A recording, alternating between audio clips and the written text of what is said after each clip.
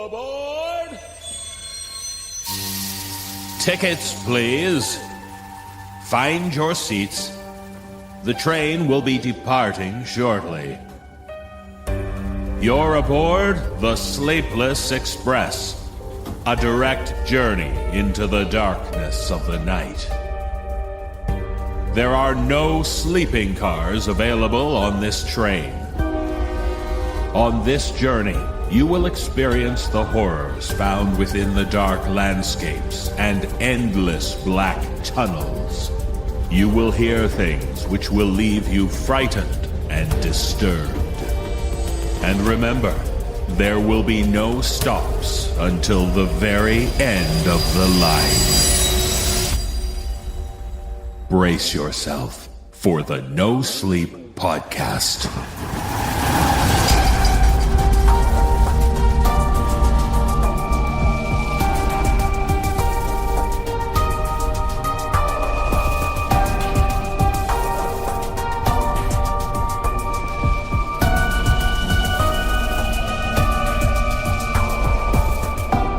Welcome aboard the No Sleep Podcast.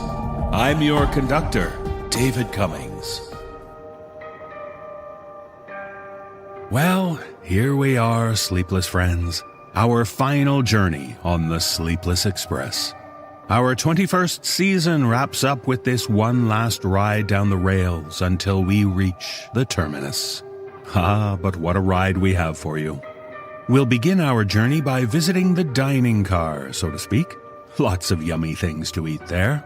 And then we'll be settling into our season's final tale. And it's a wedding we'll be attending. How better to end our season than with a tale of love and fidelity, right? I can't imagine any way a wedding could be a setting for horror. Well, perhaps this time we can make an exception.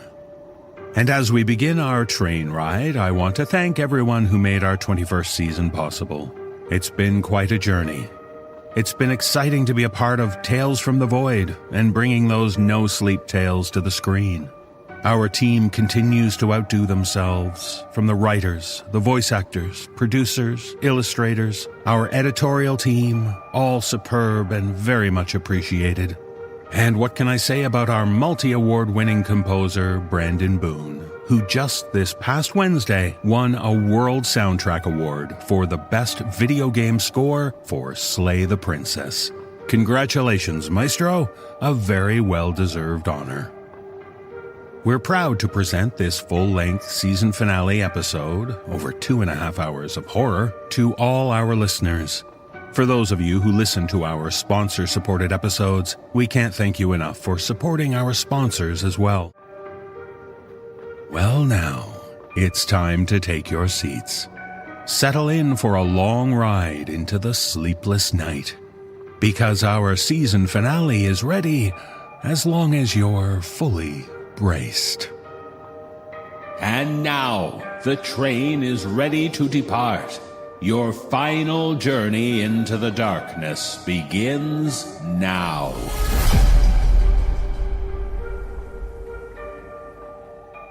In our first tale, we visit an all-night diner. There's something special about being in a diner during the late-night hours, isn't there? Especially one with a regular clientele. But in this tale, shared with us by author Jude Klee, the diner has a new employee being trained on how they do things there, and how one particular customer needs some very special service indeed. Performing this tale are Tanya Milosevic, Katabel Ansari, Dan Zapula, Matthew Bradford, Jesse Cornett, and Mike Delgaudio. So fire up the grill and make sure the cutlery is clean. You'll want everything to be just right when Mr. Wesker's coming.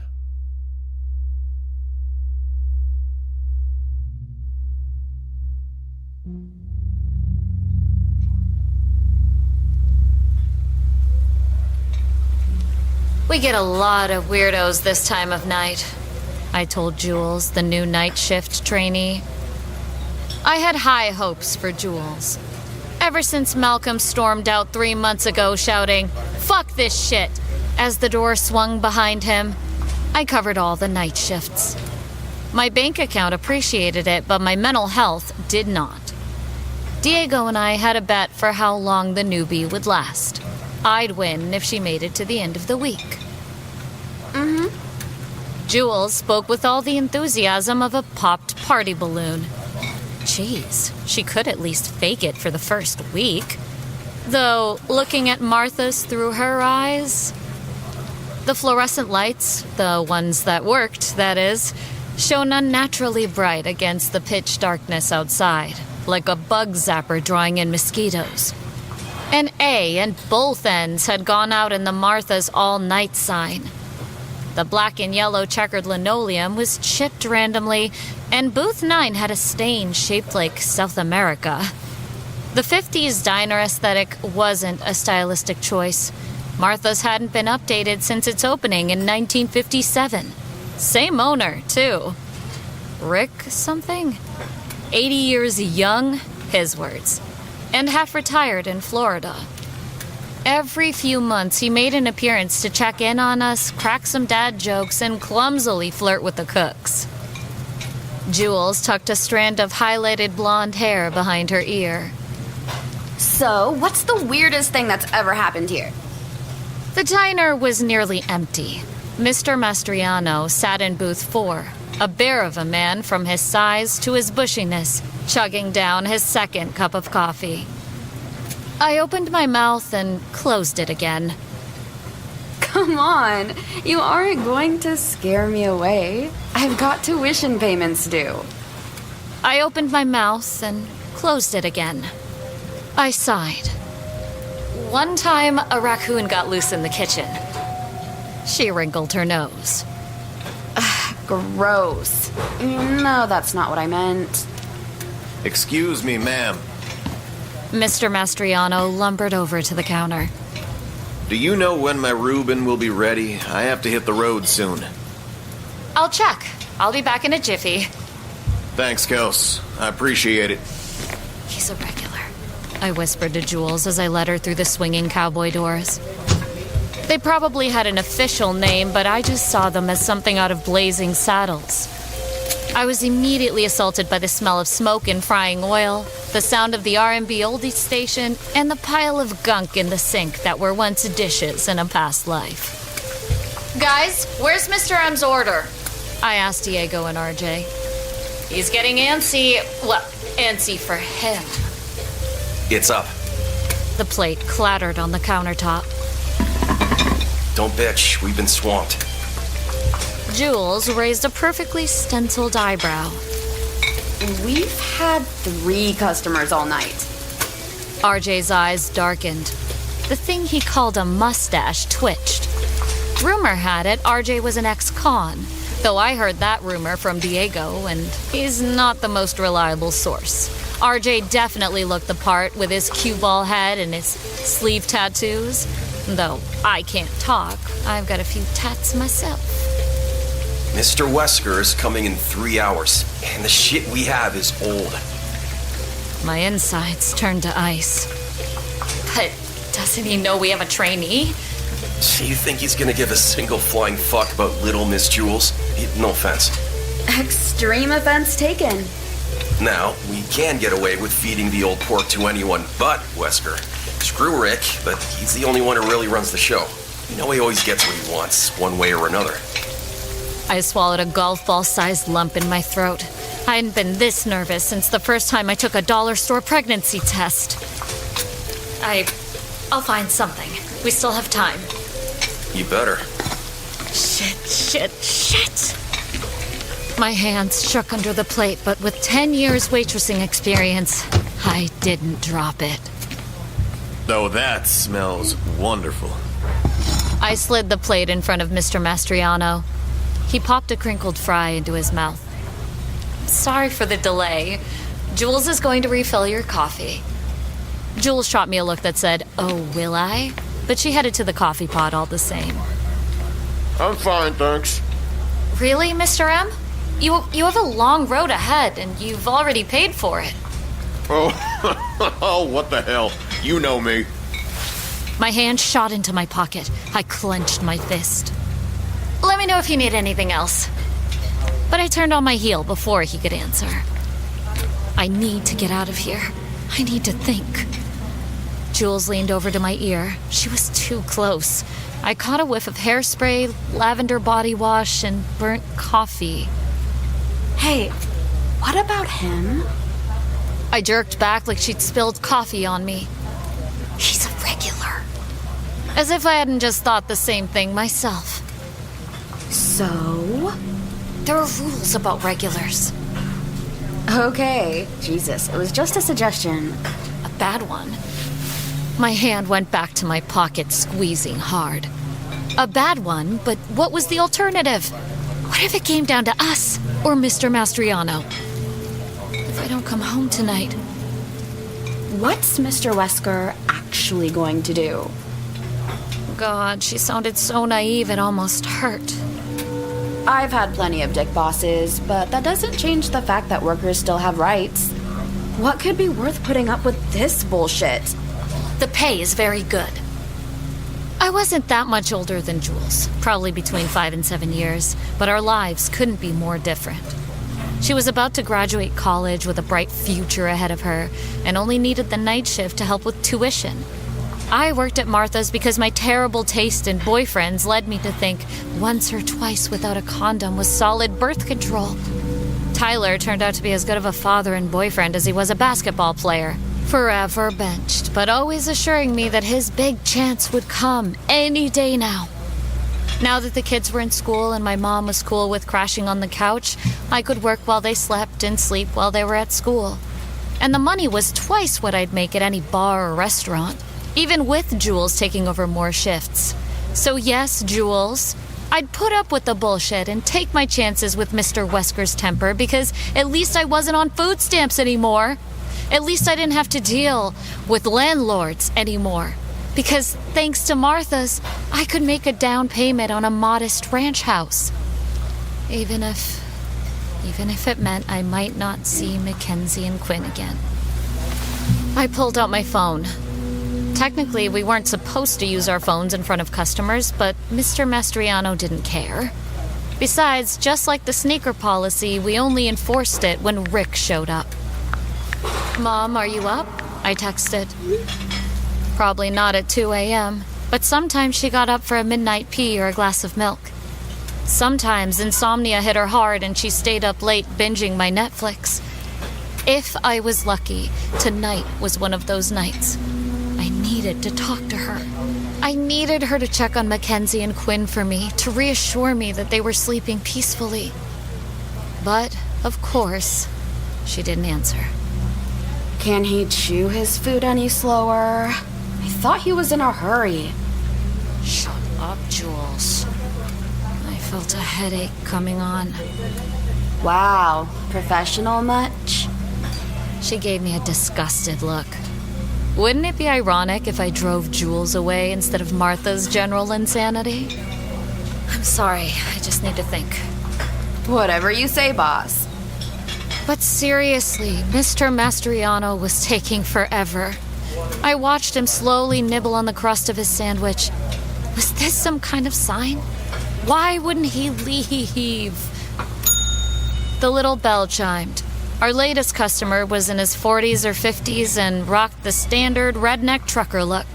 He sported a ballooning beer belly under his flannel shirt, washed-out jeans, a Santa beard, and a yellow baseball cap that said, "Don't tread on me." Hey, y'all. What's a man gotta do to get some grub round here? Relief hit so hard my knees nearly buckled. I closed my eyes. We're saved. I opened my eyes and plastered on my waitress smile. "Welcome to Martha's," I said as he settled into booth 2. "I'm Kelsey. I'll be your server tonight. This is my waitress in training, Jules. Can I start you off with something to drink? We have an all-you-can-drink coffee special for $4.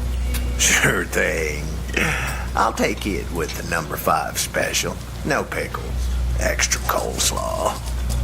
I scribbled it down quickly. "Coming right up." Well, thank you, sugar. Oh, and Julie, Yes? you really should smile more. You're such a pretty girl. You don't want to ruin it by frowning all the time. Jules narrowed her eyes. Her mouth tightened. I grabbed her by the elbow before she could say anything. I slapped the order down on the countertop in front of Diego, looking directly into his copper eyes. Booth 2. He's the one. Diego nodded. Jules turned to me expectantly. Her former confidence vanished. Now she was a lost little girl looking to her sister for guidance. When? Shh, you'll see. 30 minutes later, Mr. Mastriano left, and the trucker was on his 4th cup of coffee. Flecks of coleslaw stuck to his beard. He grabbed my wrist as I walked past. Excuse me. Where's the little boy's room? Down the hall, 2nd door on the right. He grunted and shuffled off. I watched him disappear down the hallway. Follow me, I mouthed to Jules. I always hated this part. I reached into my pocket, clutching the ice pick that I always kept hidden during work. My heart sped up as we crept down the hallway, 2 ghosts gliding along with the shadows. We stood outside of the men's room. I heard off-tune whistling and piss hitting the urinal. Jules looked at me, watching, waiting, desperate. Here. I pulled out the ice pick and thrust it under her nose. You do it. Her eyes widened. She is so young. Me? But it's only my 2nd day. You'll only learn by doing. I'll be right here in case you need me. She hesitated. The urinal flushed. I put my hands on her shoulders. Hey, you got this. She nodded. I watched her enter the restroom, ice pick held behind her back. I peeked through the door like a mom on the first day of kindergarten. Well. I couldn't see his face, but I could still recognize the pleasure in his voice, the unshakable confidence. What do we have here? You'll find out. Her voice was so silky low that I had to strain to hear it. He walked towards her and placed his hands on her waist. She raised the ice pick in a flash. He didn't have time to react before the blood spurted from his neck onto the tile floor. What? His eyes narrowed on Jules, and for a second I thought that it wasn't enough, that he'd attack her. But then he staggered backwards into the toilet stall. Diego, RJ, it's time. Jules stared down at the gurgling man splayed across the toilet. One hand dipped into the toilet bowl. She didn't blink. The guys stormed in through the side door, the secret entrance that connected the kitchen to the men's room. They brought the tarp and supplies. I tugged Jules' arm. Come on, you don't want to stay for this part. I can't believe that just happened. She still wouldn't blink. The first time's always the hardest, I told her as I locked the men's door behind us. It gets easier. Julie turned and looked me dead in the face. I killed him. You incapacitated him. Technically, the guys do that part. She stared at the newspaper clippings on the wall, but I doubt she saw them. You know what my ex does? I said, projecting my voice over the sound of the saw starting up. He's all over social media posting pics of how our kids are his whole world. His tattoos of our kid's name. Meanwhile, he's late for child support almost every month. And bails on his custody weekends half the time. Unless he has a new girlfriend, then all of a sudden he's super dad. I gave up college because I was pregnant. And he swore we'd be a real family. I had 2 toddlers by the time I left him at 22. And a few months later, I lost my job. She peered into my face, disbelief and exhaustion mixed in her eyes, but she pulled back enough to listen to what I said. Why are you telling me this? Because we all have our reasons for working the night shift. It isn't a competition about who has it worse. Just focus on that, okay? Keep reminding yourself of why you're here. 2 hours later, the diner was empty. Dawn inched closer, but wasn't quite here yet. This last gasp of night felt eerie, like something humans weren't supposed to witness. I blasted my Be Chill playlist to drown out the noises from the kitchen. Here. I handed some folded up bills to Jules. Your first tip. As she flipped through them, her mouth dropped open slightly. That's the finder's tip. Mr. Wesker will tip you again later. All of the alternative clients tip well. Then there's the paycheck. Night crew makes double the rate of day shift. That's a lot. She was still staring at the cash in her hand. I didn't know if she was talking to herself or me, but I did know without a doubt that I won the bet with Diego. The door opened with a ding. A gray man walked in. Gray suit, gray streaked hair, gray eyes. Even his skin held a sickly gray tint, like a long-term patient finally released from hospice. Hello, Mr. Wesker. I smiled. You're in luck. Today's long pork special is fresh. It should be ready momentarily. How delightful. His words seemed to float in the air around us. My shift ended in an hour. I thought about Mackenzie's science project, which was due by the end of the week. Quinn needed new glasses soon. I'd better put aside the copay now. Someone had a big game this Saturday.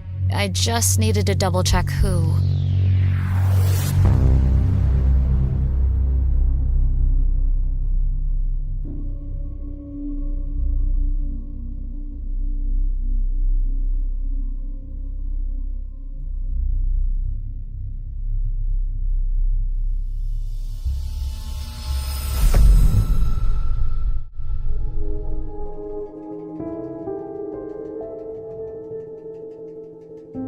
And now, the Nosleep podcast concludes its 21st season with an epic tale from writers Paul Kordick and Mike Manning.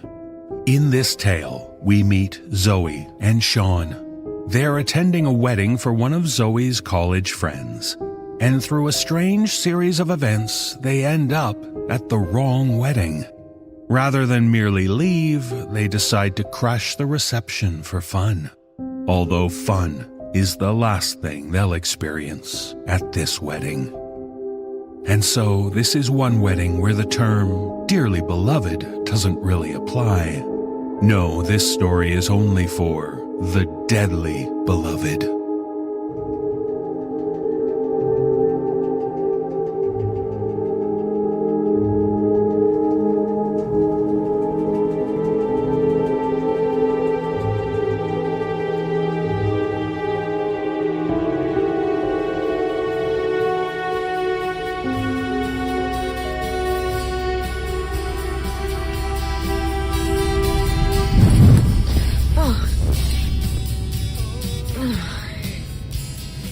There she is. Thought you were going to sleep the entire way.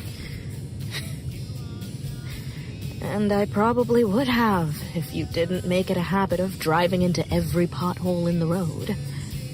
Well, now you're just lying. I've counted at least a dozen I've missed up to this point. Oh, and thanks again for passing out 20 minutes into the ride. It's been a real joy to travel in utter silence for the past couple of hours. Your sarcasm is one of the main reasons I decided to get some beauty sleep. Doesn't really look like it took. Maybe you should catch another couple minutes. Shut up and watch the road. Where are we anyway? Looks like we just crossed over into Cecil. I didn't even know there was a Cecil. About another 10 minutes, it looks like. We've been in this car forever. I don't get why people do these destination weddings, you know? What kind of destination is this supposed to be, anyway? Sending us out to the middle of goddamn Hickville on a Saturday. Well, I will make sure to pass along your passive-aggressive comments to the bride when we see her. You should. You really should. Certain things just make too much sense not to do them. You need a suit, you go to a tailor. You want to get married, you go find a church. You gotta take a shit, you go find a bathroom. Do you know where your thoughts are going to end up when they come out of your mouth, or do you just kind of see where they land? Oh, I'm thinking on a whole different plane than you. You wouldn't get it. Sean, What? you unplugged my phone. Yeah, I needed to plug mine in. The GPS is killing my battery. It's literally at 5% and we're almost at the venue. Going to this thing is bad enough, but now I have to actually interact with people. I needed to charge my phone. What'd you want me to do? So what now? You gonna be pissed at me for the rest of the ride? Probably the rest of the day, if I had to guess. I actually don't think a thank you would be out of line at this moment. For what? For agreeing to be your date to this thing? For driving you across the state? For... Thank you. What was that? You're gonna have to speak up. I said thank you. There it is. Practice saying it a few more times and it might even make its way into your regular vocabulary. I'm serious. It means a lot you came. What? Attending a wedding with my ex-girlfriend? How could I say no? What? It's nothing. I'm serious. I want to know. Half of me wasn't even sure you'd pick up the phone when I called. And the other half? The other half was pretty much expecting you'd tell me to fuck off. I'm not gonna say the thought didn't enter my mind. I'm still kind of shocked you wanted me to come. Nobody would have said anything. Are you kidding me? Everybody would have had something to say. My friends smell drama like sharks smell blood. It's like their fucking superpower. I'd walk in and there'd be this obvious exchange of fake pleasantries. I love your nails. Oh my god, thank you. Your hair looks fabulous. Even though I wouldn't have styled it that way. And then the interrogation would begin. Where's Sean? Is he sick? Did he have to work? Does he hate Denise? Then I'd ultimately end up confessing to the breakup because my poker face is no match for their drama senses. Did he cheat on you? Did you cheat on him? They wouldn't get it. Wouldn't get what?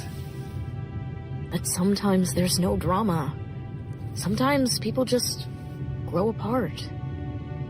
And then it ends. Is that the reason? What do you mean?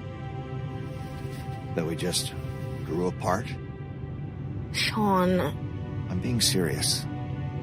It's been 3 months, and I feel like you've never given me a clear reason why you broke things off. I don't want to do this now, Sean. I invited you to this thing to avoid drama, not add to it. Sometimes it takes more effort to hide a problem than to face it head on. You sound like a corny-ass fortune cookie. You know, sooner or later, you're gonna have to start telling people we broke up. I can't be on some sort of perverted retainer, keeping up appearances on the weekends.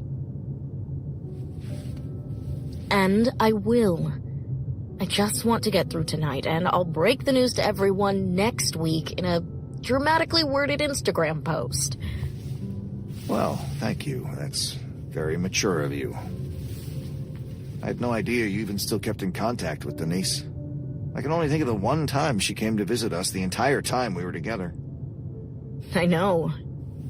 I feel kind of shitty I haven't put more effort into our friendship the past couple of years. We were so close in college. I don't know what happened. A wise woman once told me sometimes we just grow apart. Don't even. It's natural not to stay in touch with friends from college. Just because some administrator assigned dorm rooms at random one year, you're legally obligated to hang out with that person for the rest of your life? No. But she still thinks of me enough to send out an invite to her wedding. That has to count for something. Yeah. She wants you to contribute to her honeymoon fund. More guests equal more money. All these weddings are scams. Nothing that lasts a couple hours should cost 20 grand. You paid a couple $1,000 for those Backstreet Boy tickets last year. One, they were floor seats, so let's make that clear right off the bat. Two, if you tell anyone else about that, I'll kill you.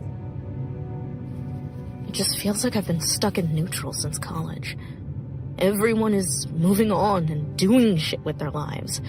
I'm still playing the struggling artist card, which was cute during school, but now it's just getting pathetic. You're right. You should probably end it all right now. Yeah, you're probably right. No, I'm being serious. I mean, most artists are never truly appreciated until after they're dead, right? I guess. Do me a favor and open up the glove box for me.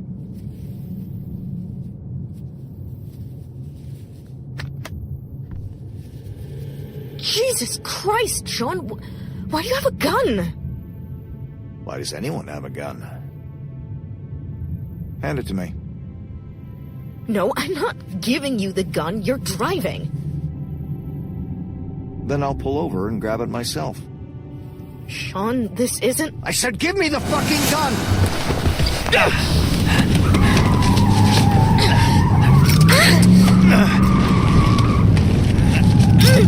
Give it.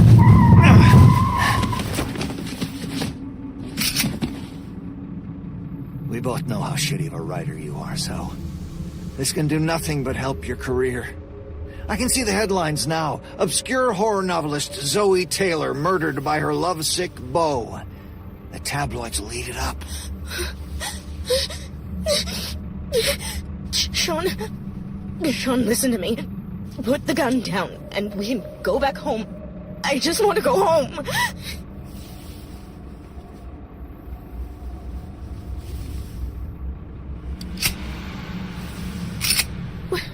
Sean, no! If you're struggling, we can talk about it. We can get you help.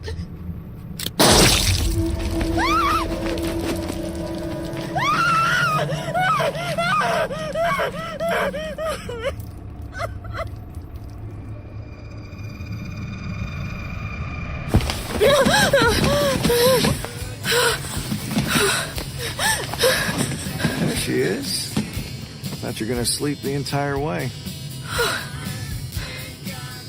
You have another one of your dreams? Yeah. How bad? Not as bad as the others. You missed a call while you were sleeping. Sorry, I had to unplug your phone because of The GPS, yep.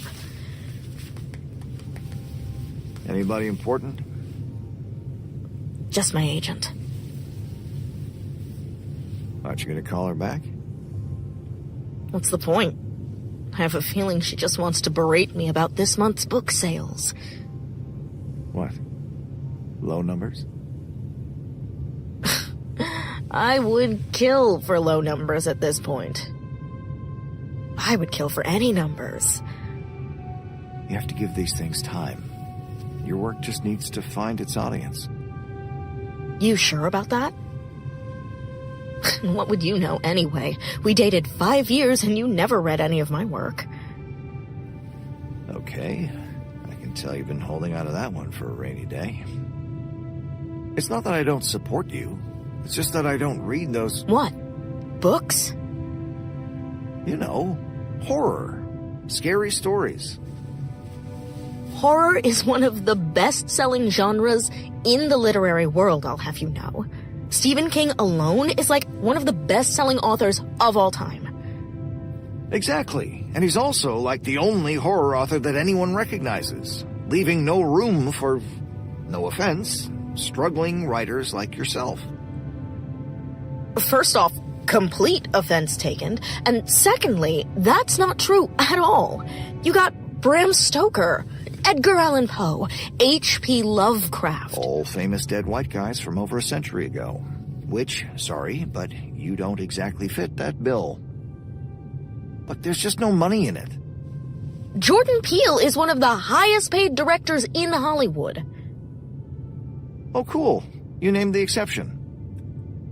It's not about the money anyway. It's always about the money.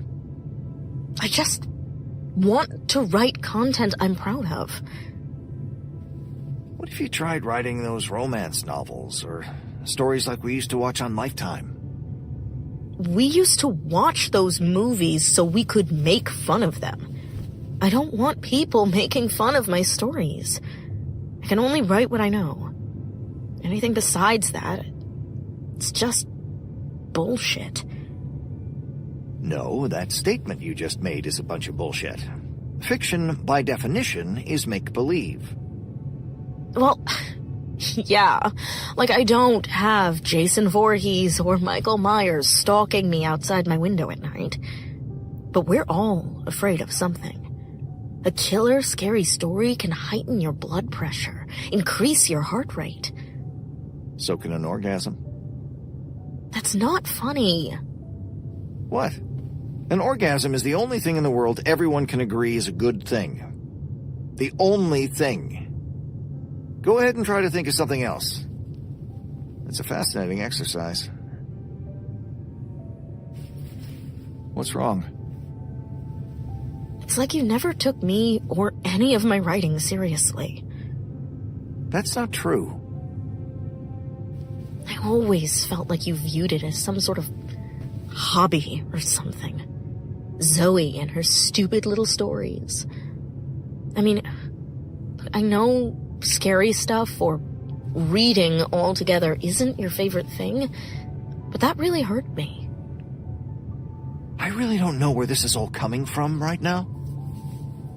I ordered all your books the moment they were available on Amazon, didn't I?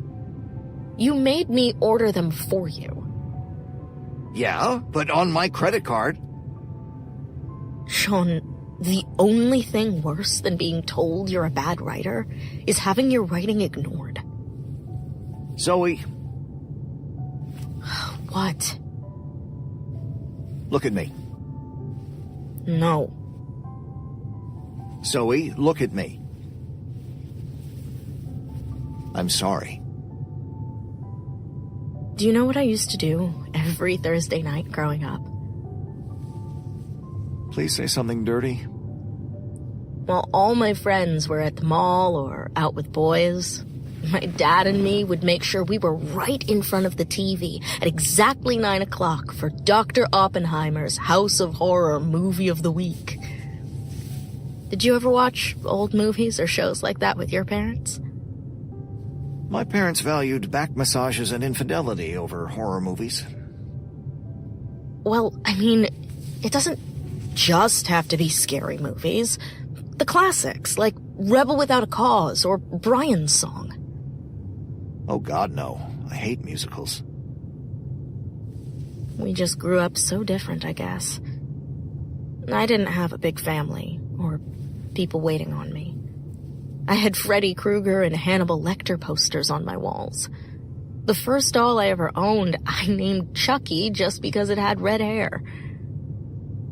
My dad ruined his body working 3 jobs just to give us the life we had. So when he would rush home from work and make time to watch some cheesy horror flick with me, it meant something. He never let me down. He always made it home on time, and now, ever since he died, I've been letting him down ever since. I don't like you talking like that, Zoe. If your pops was still around, there's not a doubt in my mind he'd be so proud of what you're doing.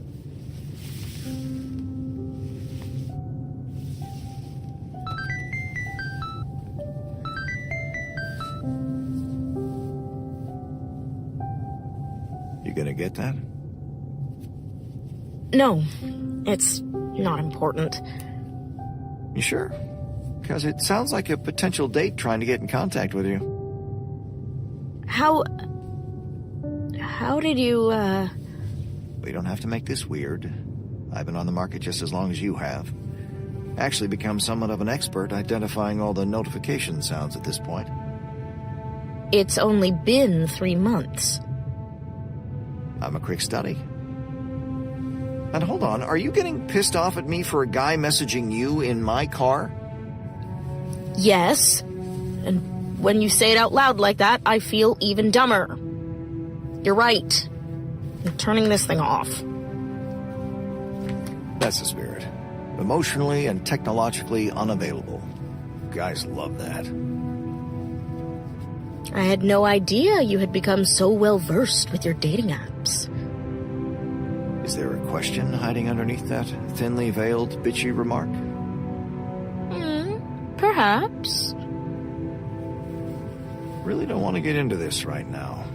Nope. It's too late. You've piqued my interest. Besides, it'll kill some time before we get to the wedding. So would sitting in complete silence. What are you doing? You're just embarrassing yourself now, you know that, right? Come on. This is a safe space. A safe space? I don't know what's faker, between your nails or that comment. There might be one girl. You son of a bitch! I knew it! How dare you move on so fast? You said this was a safe space! I would've... Sean, I'm just fucking with you. Relax. So, this new girl, could you see it becoming serious? Christ, I don't know. It's been less than a month. I mean, how much can you really tell after a month? I used to think you could. So, not a day has gone by in the last 5 years that I didn't think about how lucky I was to have you in my life. You're literally the first girl I actually saw myself settling down with, starting a future with. It hurt a lot losing you. Fuck, it still hurts a lot. What I'm trying to say is, I guess it's not easy for me to talk about this kind of stuff with you, you know? I know. So, what's her name? I can't do this with you. What? What did I do? This is so you. What? You think you can just manipulate any person that stands between you and getting what you want? Not any person. I usually just do it to you. But, I mean, if you're embarrassed of her, I totally get it. I'm done. She's just this girl I met, and we've hung out a few times. Satisfied? Not even close. So what's she like? She drinks tequila from the bottle and has webbed feet. What the fuck does it matter what she's like? I'm simply attempting to paint a picture of this girl from the limited amount of details I've been provided. Plus, if she's scary enough, maybe I'll make her a villain in my next book. Right now, you're kind of freaking me out. She look like me? Yeah. 2 eyes, 1 nose, dead ringer. What color hair? Blonde. You told me you only liked brunettes. When I'm dating brunettes, I like brunettes. When I'm dating blondes, I like blondes. Skanky hair. Go on. We just have a lot in common, I guess. She's pretty cool. Like we spent this last weekend kayaking with her friends down at Tupelo. Tupelo? You never once wanted to go kayaking when we were dating. I also used to shit my pants when I was 3. But I guess I've grown up a bit since then. Well, she sounds fantastic. I'm really happy for you guys. I'm picking up on your sarcasm loud and clear at the moment, but she kind of is. It's going really well, actually. What about you? What about me, what? You seeing anyone new? I really don't feel like I'm comfortable talking about that with you at this particular moment. Are you kidding me? I tell you I'm seeing someone and you clam up all of a sudden? Oh, my participation in this subject matter was clearly one-sided from the beginning. I'm sorry if you didn't pick up on that. You are unbelievable, you know that? Fine, I didn't really want to know anyway. I've only been on a few dates since we broke up. A few? Yeah, a few. Like, how many would you say? What, like, all together? Yeah. Like, 3? Like 3 or 3? 3. Definitely 3. Any promising candidates? Sean Bennett! Do I detect a subtle hint of jealousy in your voice? On the contrary, I just would like to know who you were seeing when the cops come knocking at my door because some psycho locked you in their basement. When I do finally get back up on that horse, he won't be a psycho. I can promise you that.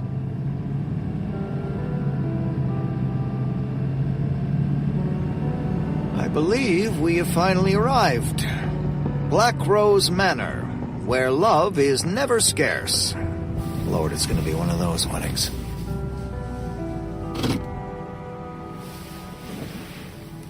So, which one do we think it is? Does the invite say which trail number to take?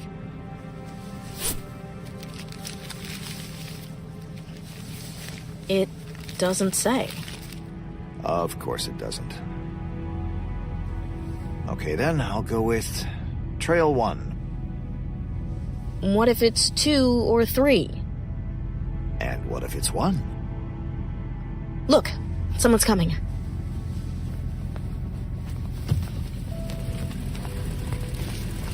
Howdy, folks. I take it you're here for a wedding? It'd be mighty strange if we weren't. We're here for the rice wedding? Rice wedding. Rice wedding. God, I would kill for some rice right about now. Wife's got me on that keto diet. You ever heard of that? Pretty much the only rule is you can't eat anything that tastes good. We're kind of in a hurry. If you could just tell us where to go. Oh, I'm sorry. Of course. Of course.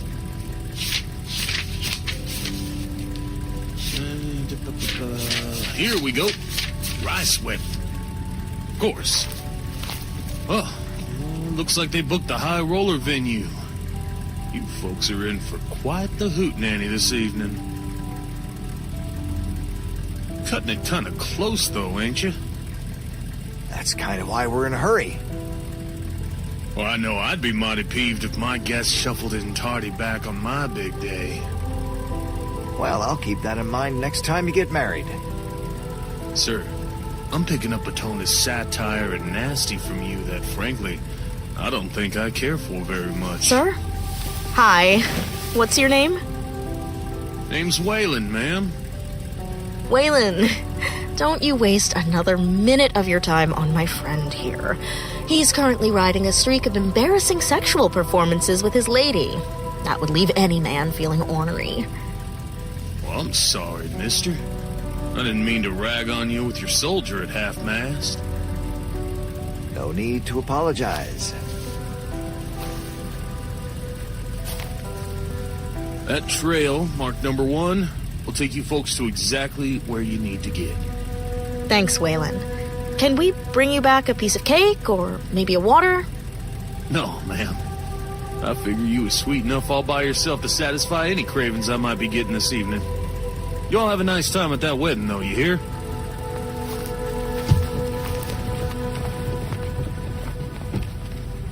Do you want us to bring you back some cake? What the hell was that all about? What? He helped us find the right venue. He's a fucking valet. What else do they have to do?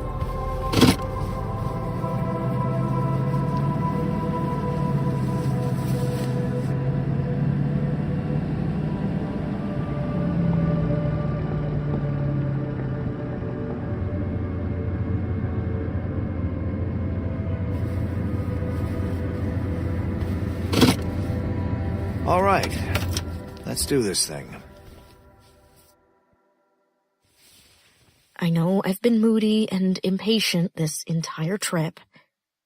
You've been that way since I met you. I'd be worried if you started to switch things up now. I was being serious before. Thanks for doing this. Don't you start getting all sentimental on me, Zoe Taylor. You hear?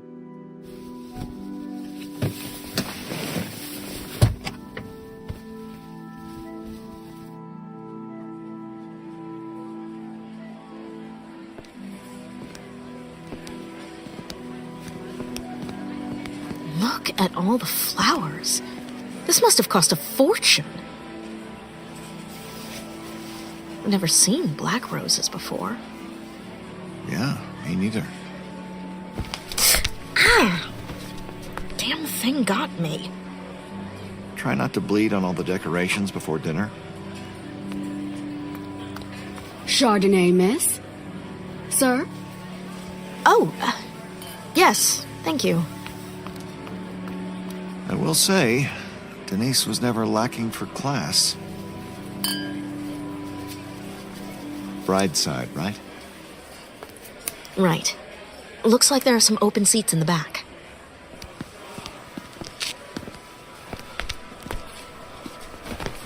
Excuse me, sir. If we can just squeeze past? Thank you. Excuse me.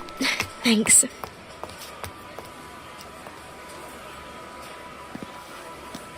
What's wrong? I don't recognize any of these people. That's because you don't know many people. Well, I can't have been the only person from school to get invited.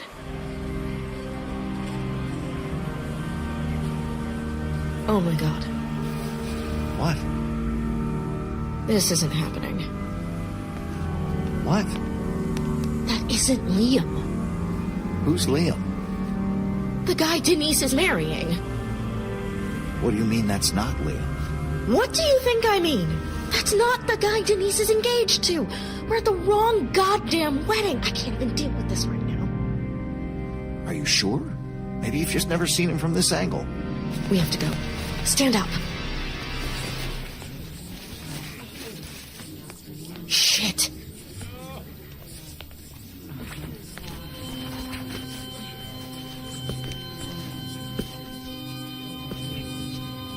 Is that the priest? Why is he dressed like a plague doctor?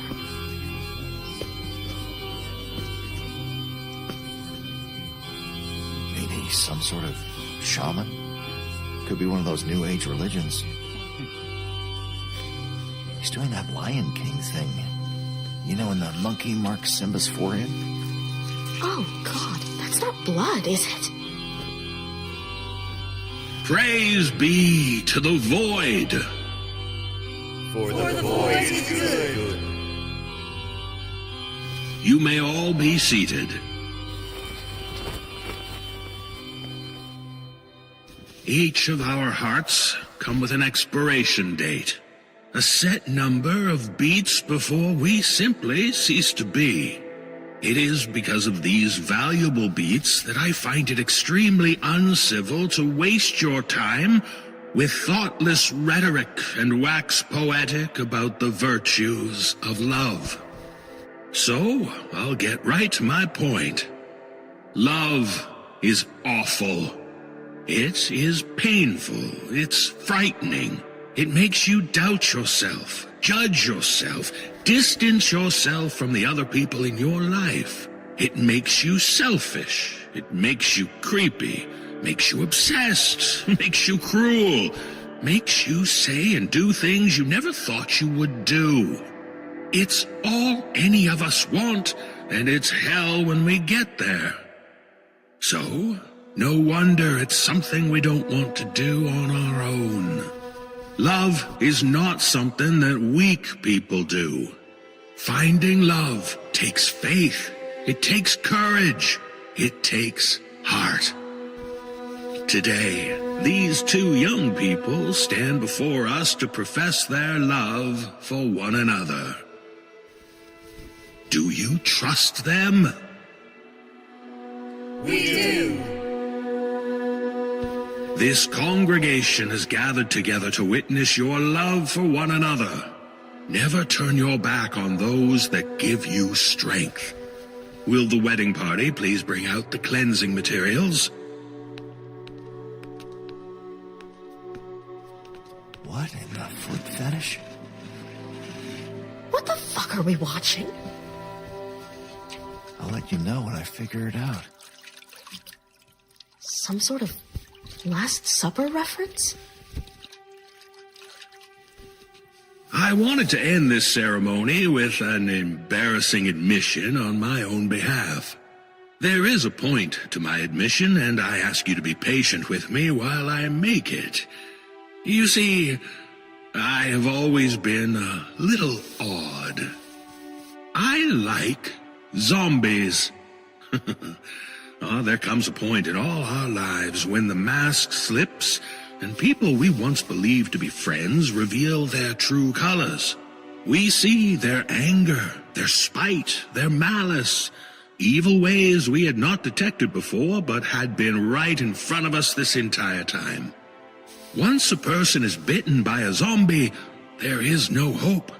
The only way to deal with the monster is to stab or shoot them in the brain, for otherwise they are merciless and relentless. Now you may be thinking to yourself, Brother Jacob, why do you waste my time with your tales of these fabled beasts? Well, I'm here to tell you that zombies do exist, believe me. And when one comes for you, which they will, they always do, will you fight or let them bite you? It is my belief that David and Anna will not go quietly, that they will destroy any being that dares bring harm to this congregation, that they will be purveyors of what is good and just in this world. Now, it is my great honor to introduce to you for the first time these two young people coming together as one.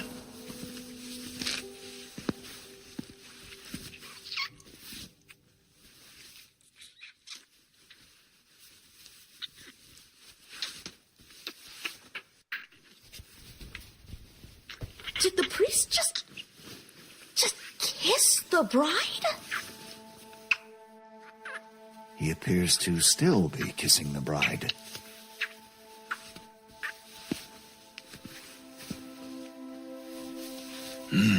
Sweet as any Georgia peach I've ever tasted. Ladies and gentlemen, I give to you Mr. and Mrs. David Aiken.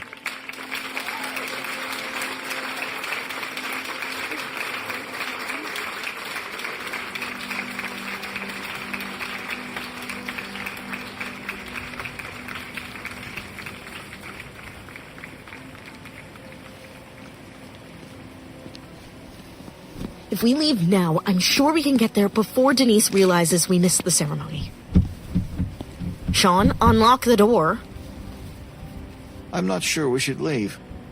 I am not playing around with you. Unlock the door. Hear me out. We don't have time. We're late enough as it is. Hand me the keys. I'll drive.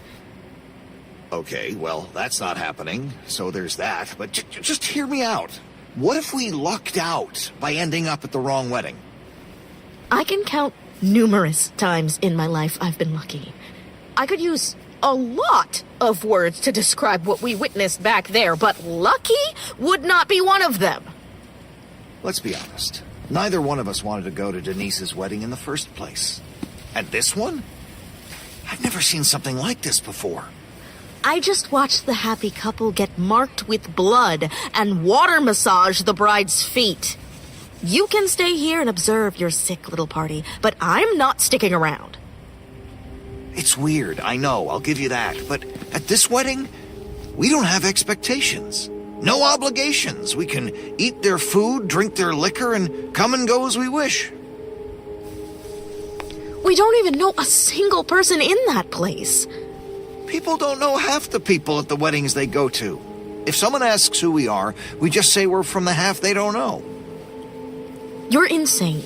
You know that, right? Insane, demented, deranged.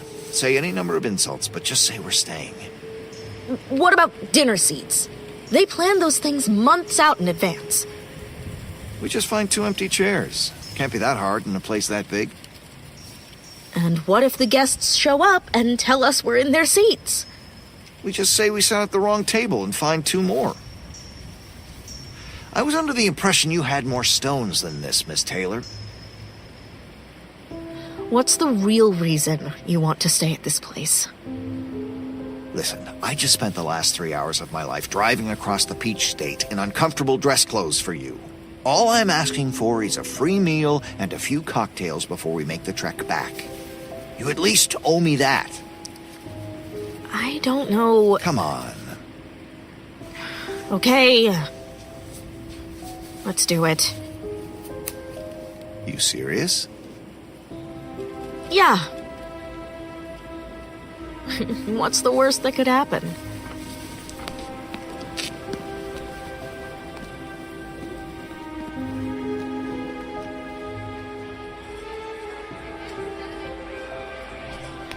I'm going to get us some drinks. I feel like we're going to need them. Looks like I'm on seat duty.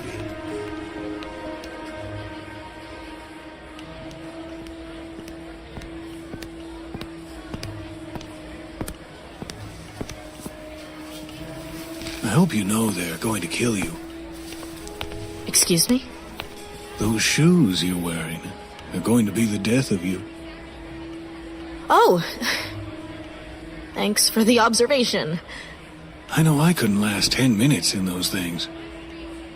Well, us women have many talents that have seemed to evade men over the years. Hard to argue with science. I'm Derek, by the way. I've been standing behind you for the last couple of minutes, plotting some sort of suave introduction, and it seems the best I could muster was commenting on your feet. Now, the last thing I want is us getting off on the wrong foot. Foot humor. The way to any girl's heart. I didn't catch your name. I didn't throw it. Oh, come on now. I bet you have a beautiful name to match that face. It's Zoe. Zoe... Just Zoe, for now. Well, just Zoe, it is a pleasure to be stuck in line with you. Didn't I see you up with the other groomsmen at the ceremony? That would be me. David and I are pretty close, I guess you could say. I take it you know Anna? Yep. School or work or... If I'm being honest, Derek, I came to this line for a drink, not an interrogation. You're right. Wow, I am fucking up royally left and right today, I guess. And on that note, I will be heading back to my table. But what about your drink? Oh, I don't drink. I got what I came for.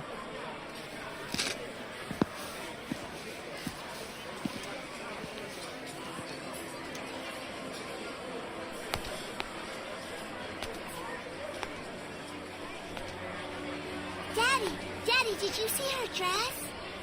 I sure did, Pumpkin. Will I have a dress like that when I Of course, Princess. You can have whatever you want. I can't wait to get married. Hold on to him while you can, kid. Don't grow up too fast. Daddy, look! Daddy!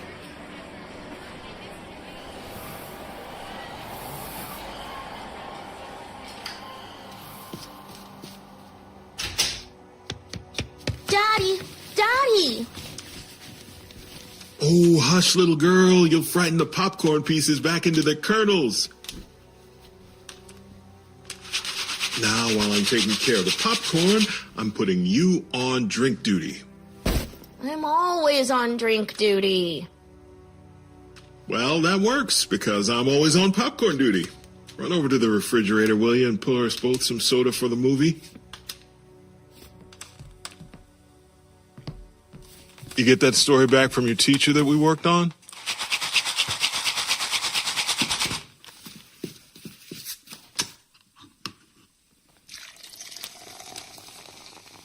Girl, I know your hearing ain't that bad.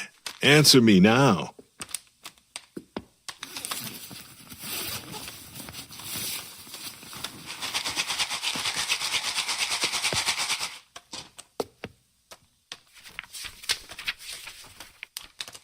Nah, will you look at this? That woman gave you a D+? This can't be right. Well, it is. But we worked on that story together all weekend. I read it myself. It was a masterpiece. Mrs. Wilkins said it was too scary. Too scary? Well, that's the damn point of the whole thing. Too scary. She said it wasn't appropriate for the classroom setting. Classroom setting my ass. Write a story about something you're passionate about. That was the topic, right? Yeah. What about the other kids in your class? What did they all write about? I don't know. Everyone had something different. Tommy Ferguson got the only A in the entire class. He did this essay about the life and times of Benjamin Franklin. Well, Tommy Ferguson sounds like a little kiss ass, if you ask me. Dad! I'm just playing with you, baby girl. I guess this is all part of the process for you. What do you mean? I never met a writer who didn't come with their share of critics. No one is going to like everything you write. You do. Well, I have excellent taste. Not many people do. I don't think I want to be a writer anymore, Dad. What is that nonsense you're going on about now? You just going to go and give up every time something don't go the way you like? That's not how I raised you. What's the point of telling a story if no one is going to like it? You don't tell a story because you want people to like it. You tell a story because it's part of your voice. What do you mean, your voice? Oh, child, didn't you know?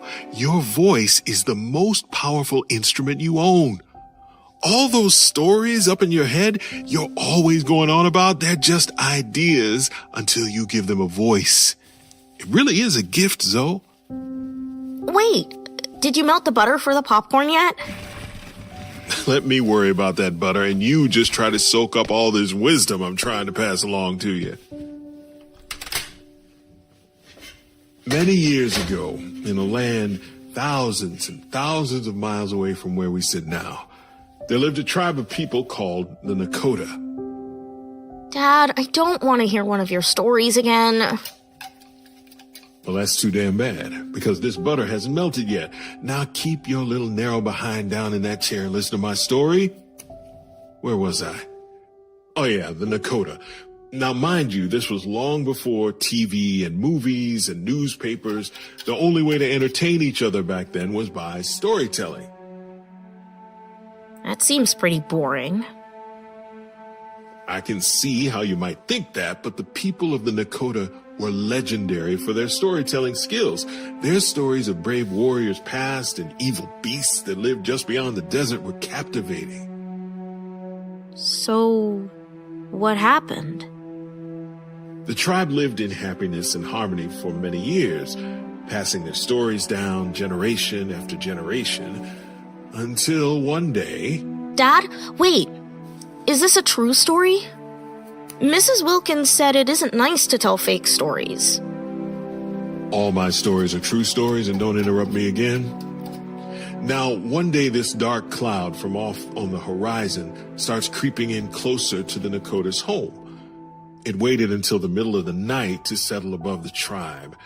Hours turned into days, days into weeks, and so on and on.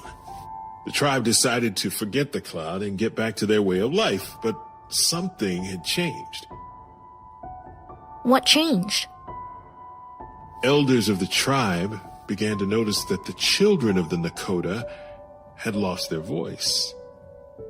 Why couldn't they talk? Their voices had floated right into the dark cloud up above them. Over the next couple of years, elders began to die. With the younger generation unable to pass along their stories, the Nakota people forgot their culture. They forgot who they were. With no sense of community, the tribe began to splinter and moved away to other lands. The dark cloud left the Nakota village soon after, looking for a new generation of voices to steal. Well, why couldn't they just get their voices back? Oh no, it's not that simple, you see. Once you lose your voice, it is nearly impossible to get it back. Are you picking up any of this, or am I just wasting my breath? I think I got about half of it. Half is good, I'll take half. Isn't the movie about to start? You know what? I think you're right.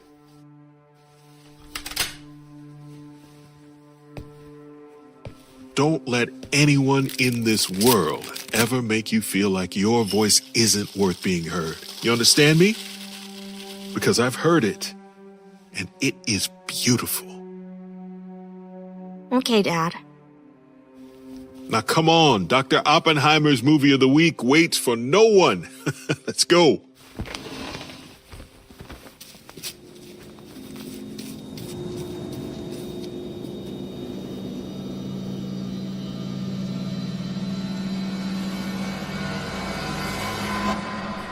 Excuse me. What? The bar is open. Some of us actually want to drink today. Of course. I'm sorry. Yes, Mrs. Boudreaux? Mint julep, Charlie. And light on the garnish this time. Contrary to popular belief, I prefer to actually taste my alcohol when indulgent. Yes, Mrs. Boudreaux, right away. And for you, ma'am? I'll just have a beer. With a glass. Yes, ma'am. Can I help you? Is it all right for you people to be drinking on the job? Excuse me? I'm not looking to make waves. I just find it uncouth for the help to be drinking while on duty is all. Well, I'm not one of the servers. Oh my heavens, please, forgive me. I am beyond humiliated. That's all right. It's just that, with that dress, I thought you were one of the caterers. And with those shoes, I thought you were a hooker.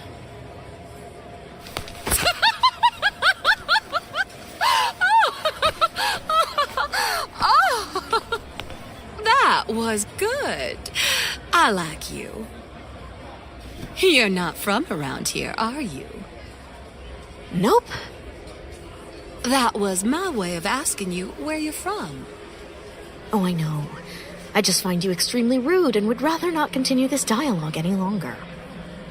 Oh, come on now. Don't get all red-ass on me. I was only teasing about the dress. I'm Stacy Boudreaux. Perhaps you've heard of me. Can't say I have. I was Miss Teen Georgia back in 2010. Good for you.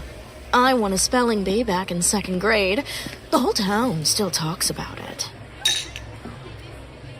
I sure do hope your attitude improves before the evening is over. It's not safe to walk around here with such a sharp tongue.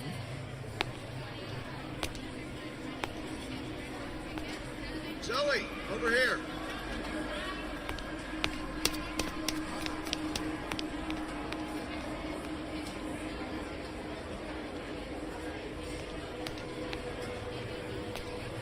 Are you our last table buddy? Do you have to call them table buddies? Makes us sound gayer than we already are. It looks like I am. Where's my drink? Shit. I guess I forgot it. I can go back up and get you one. No worries, dear. Here, Sean. You can have my extra. Frankie has been trained to always bring me back multiple drinks whenever we get a night out to ourselves. Holy hell, what is this? Smells like gasoline. It's called a fiery German. 1 part Jaeger, 2 parts fuck you up. Don't let the slight frame fool you. My girl can drink men twice her size under the table. Oh. Oh. It is so nice to make new friends. It literally is my favorite part of the wedding experience. You'll have to excuse my wife. She's a bit of a talker. So, you're married? Yeah, why? Does it make you uncomfortable that 2 women can show their love for one another? No, I was just... Settle down there, Frankie. The girl was just asking a question. You'll have to excuse her, dear. If there's 2 things that lesbians hate, it's being told they can't do something in anything shaped like a penis. Can we hold off on the penis remarks until at least after dinner, Claire? I didn't mean to upset anyone. Don't give it a second thought, dear. I could sense you were a good soul the moment you sat down. Sense? Alex is a practicing Wiccan. Like a witch? Like a psycho is more like it. Not like a witch. I am a witch. If I may be frank, I think all the spells and incantations are a bunch of nonsense. But what I do know is that this woman put some kind of trance over me the moment I laid eyes on her. Frankie, stop. You're embarrassing me. Alex was telling me she does palm readings. Oh, you have to let her do one for you, Zoe. It's really some freaky shit. So, what? You can, tell my future? It's not an exact science, of course. Usually, the more open to the experience a person is, the easier it is to read them. The more walls they put up, the harder it is for me to break through. Go ahead, Zoe. I want to see what she says.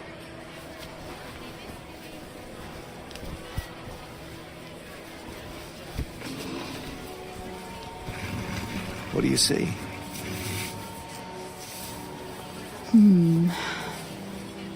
I see sadness. I see a girl who holds on to more pain than she can carry. I sense a yearning. A yearning? You've been yearning and never told me? Please keep all comments to yourself until after the reading. Where was I? Oh, right. A yearning for something just outside of your reach. I'm not sure what you mean. Well, that was fun. What? That's it? Yeah. What fun is it if you have all the answers? Live a little.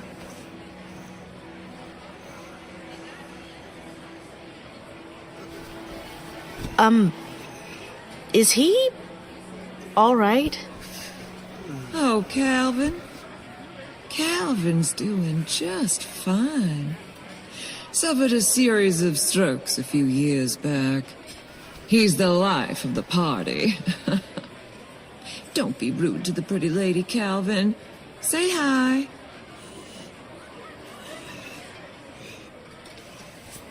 He likes you. I can sense it.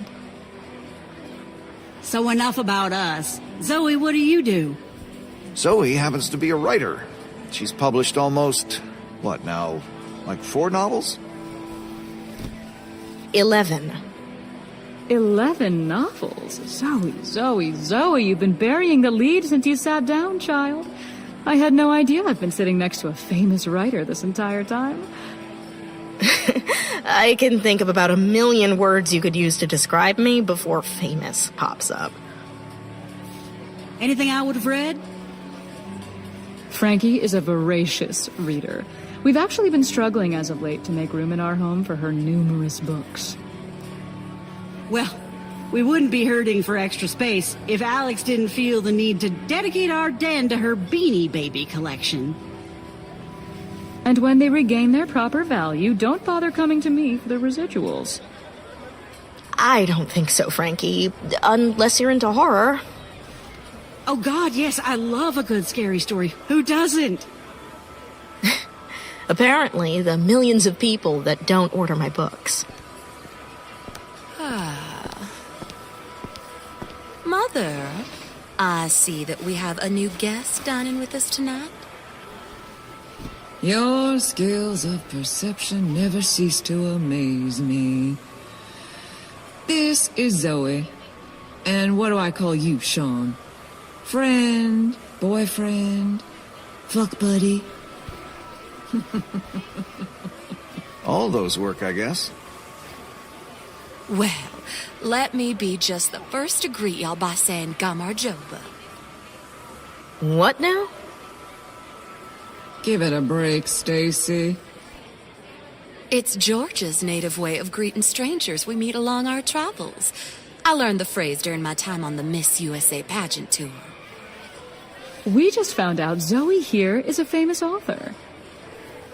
I'm not really sure how famous someone can be if I've never heard of them. Dear, you'd also never heard of chlamydia, but that didn't stop you from contracting it. Mother, that was only for our ears. And between your legs, apparently. You'll all have to excuse my daughter. It seems she misplaces her manners after a properly fashioned julep or two. Oh, it's quite all right, Claire. We all have our shortcomings. Sean, are you also a writer?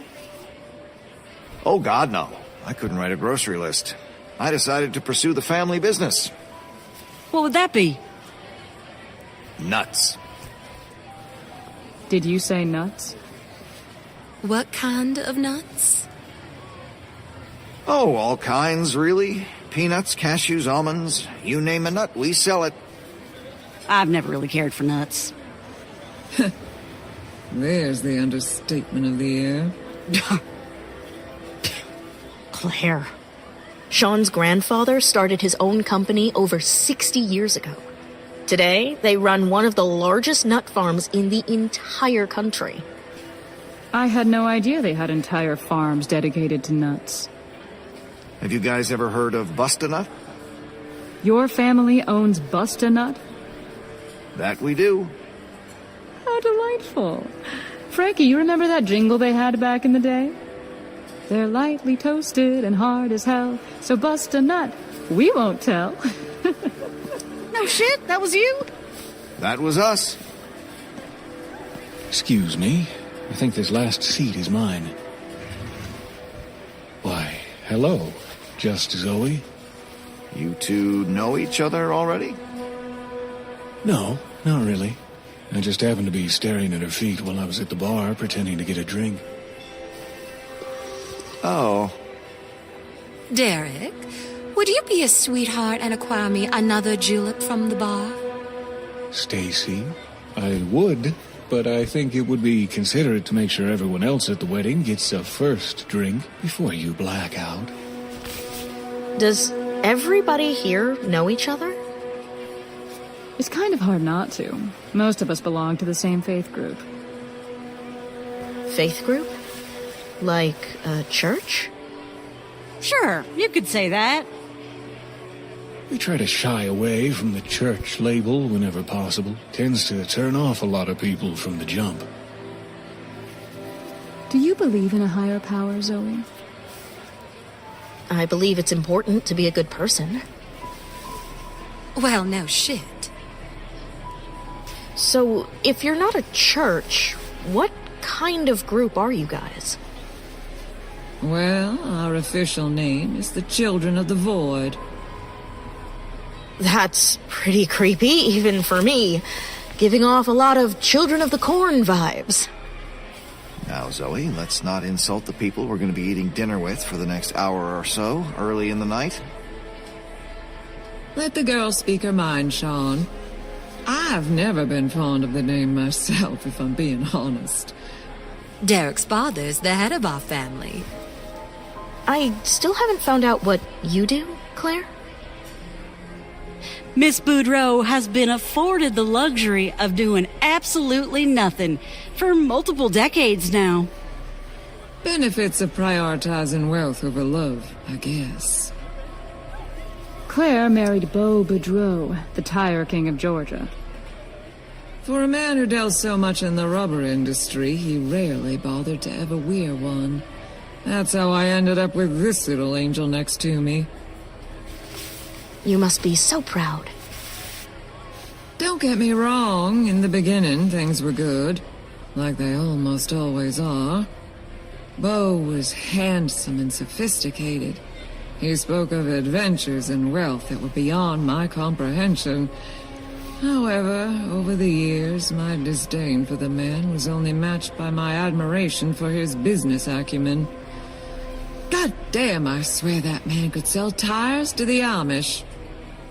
Sooner or later, all men let you down, Zoe. It's like they have expiration dates on their soul. You'd be wise to hop over and join our team for your remaining years. I'm right here. I know. That's why I didn't bother whispering. You can put men down all you want, but there's simply no replacement for a good stiffy after a long day. Mother, I will not have you speak vulgarly in front of our guests. Oh, give it a rest, Stacy.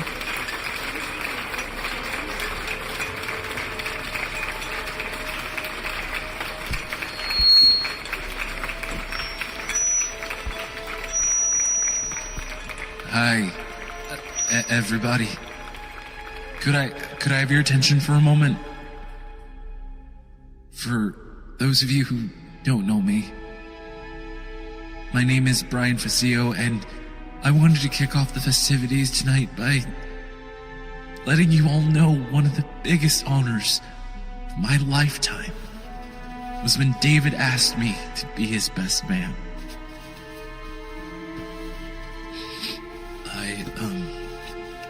I met David during probably the darkest period of my life. My wife of 6 years had recently left me. She took with her our tiny baby girl and our family dog, poor Chop. It seemed as though I'd reached a breaking point. A point where I continually asked myself, why?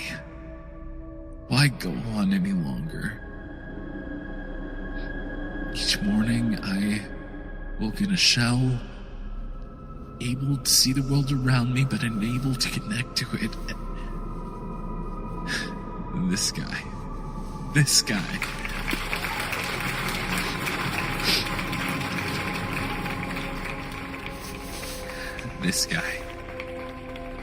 I don't even know if he knows this. This guy saved my life. One day he spoke of a place free of judgment, a group of like-minded people that were seeking the same things I was desperately searching for. Purpose. I'm proud to say it's been 4 years since I've joined your family, and in the short time, I've started my own business, and I met the love of my life. Where's Marlene at? There she is. I love you, sweetie. That's my dream girl right there. then I'm proud to announce, I hope she doesn't get too mad at me for spilling the beans, but Marlene and me are expecting our first child later this December. And all of this is because of you, man. You picked me up when I was down and gave me purpose again. I love you, man. I love both of you. This is for you. What the fuck? Is that a knife? For the children of Void, may our light forever illuminate an otherwise dark world.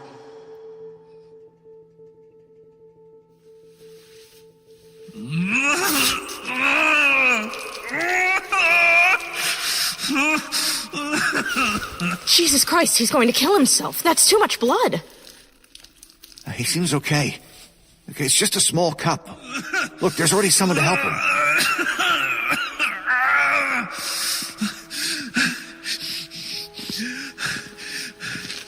I love you, man.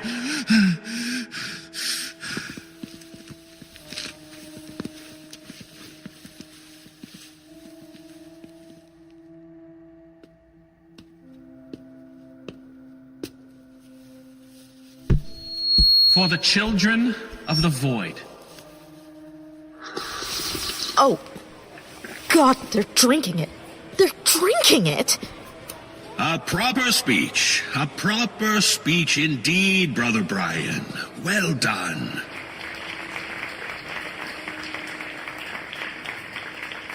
As we sit here tonight, celebrating and giving thanks, let us never forget that each of us was once as lost as Brian.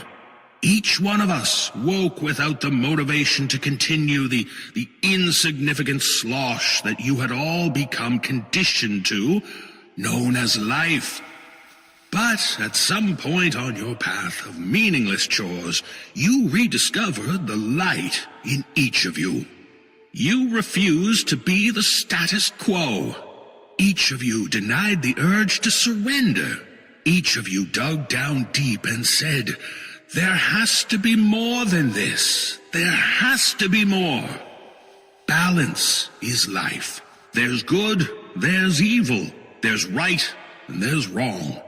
Each member that we take into our family means we must cast out another in order to achieve balance. For if the balance is not attained, we topple. David, Anna, have you made your choice?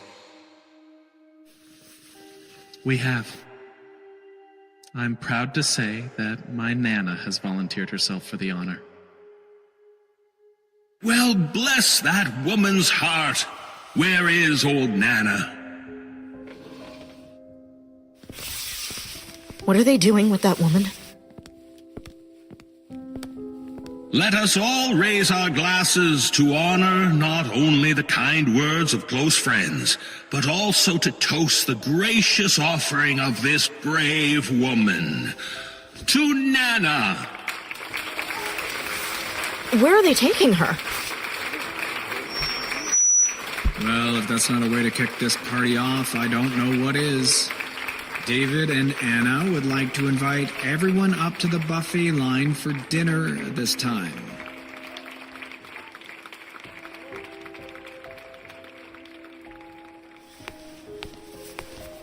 We need to go.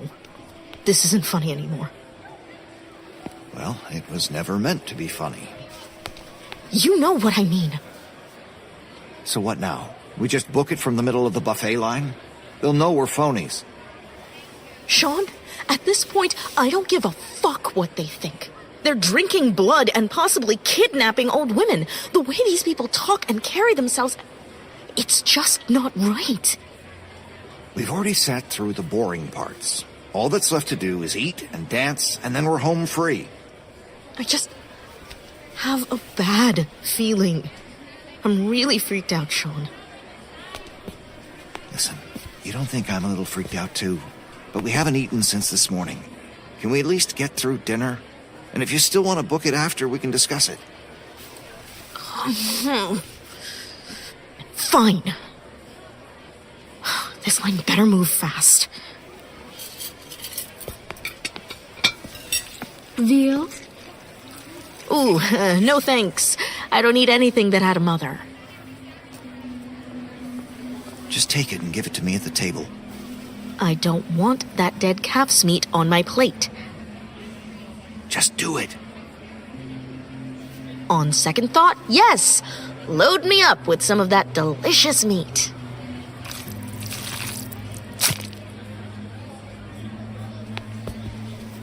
Something is off about these people.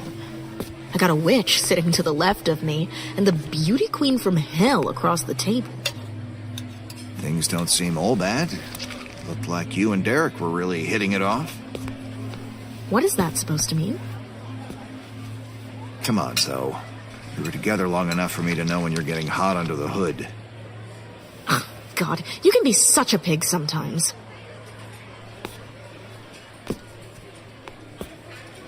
I didn't mean to snap at you.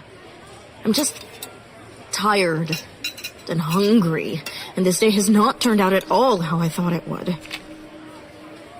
Yeah, well, that makes two of us.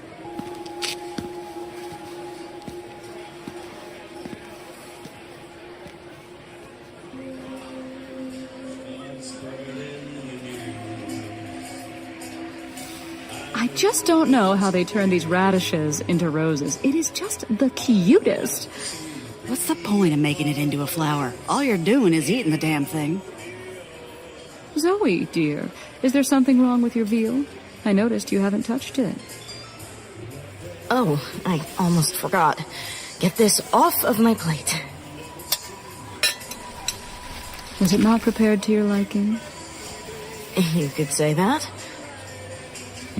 Zoe's vegetarian. So, you don't eat any meat? Not even pigs? That's pretty much the only rule for being a vegetarian. I don't know what I would do if I could never eat tacos again. I'm sure Alex would be a very disappointed lady. Claire? I most certainly would be. I love tacos.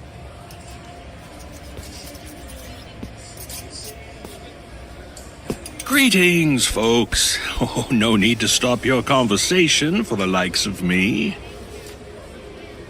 Claire? Jacob?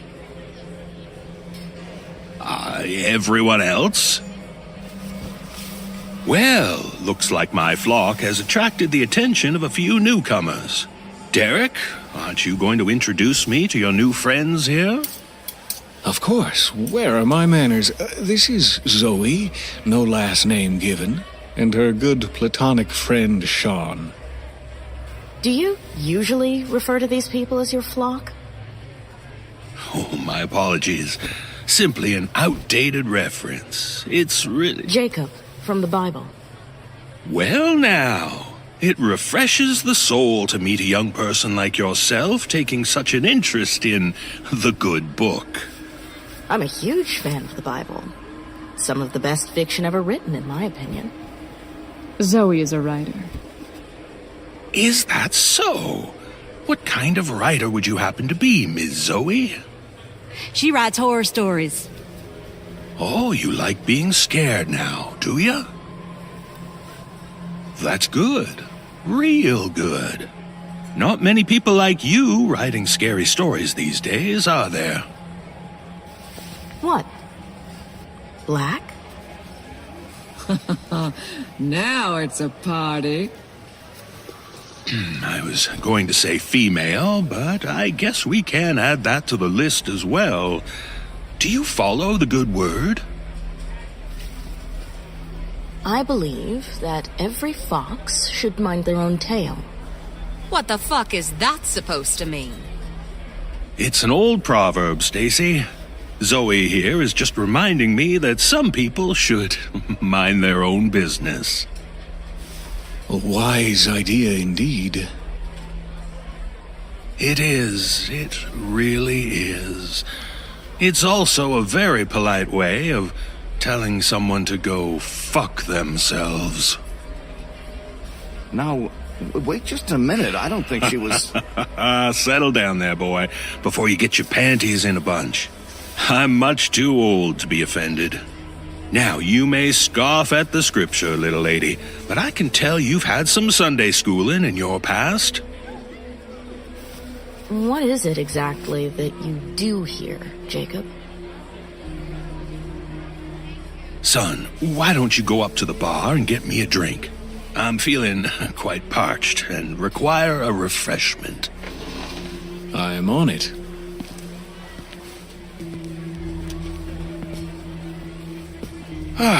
What is it I do here? Well, that's a hard question to answer.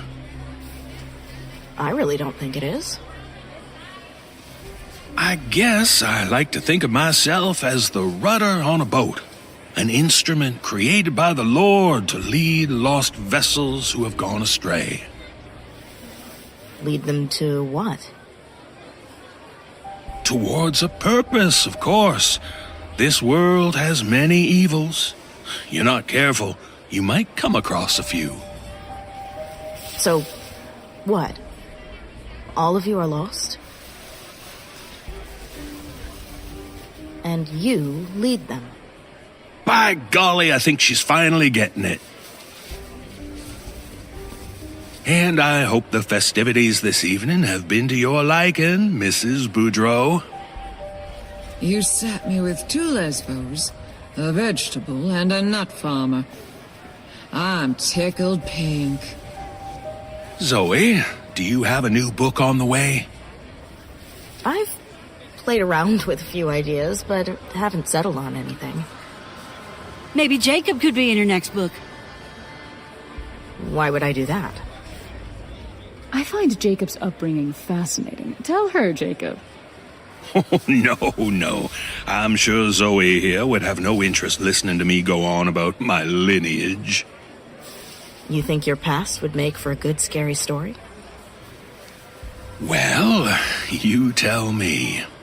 My father owned a large meatpacking plant only 2 counties away from where we sit today. He would spend his mornings counting the money in his registers, while his afternoons were filled with the squeals of various animals, only floors below, that were being slaughtered. After he was convinced he had put in a proper day's work, he would come home and self-medicate from the bar in our basement until dinner time. My mother, a saint of a woman, God rest her soul, had finally had enough of his wicked ways and attempted to leave him one night. My father, who had come home before office hours were up to get an early start on his hangover, found her packing suitcases into the car. He broke her leg with a meat tenderizer in 9 places and condemned her to a wheelchair where she would spend the remaining years of her life. She would often park her chair in front of the living room window overlooking the duck pond, trying to figure out how she had ended up in such a joyless existence. Well, years of hard liquor and non-filtered cigarettes came calling for my father during his twilight.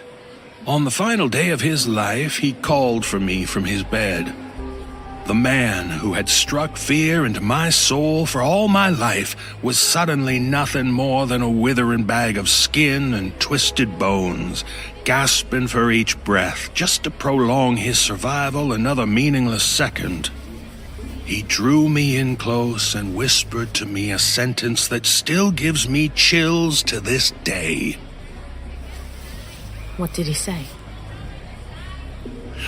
Not so fast. You're gonna have to buy the book rights if you want that little secret. What I can tell you is that my father, at his core, was a brilliant businessman with the heart of a prick.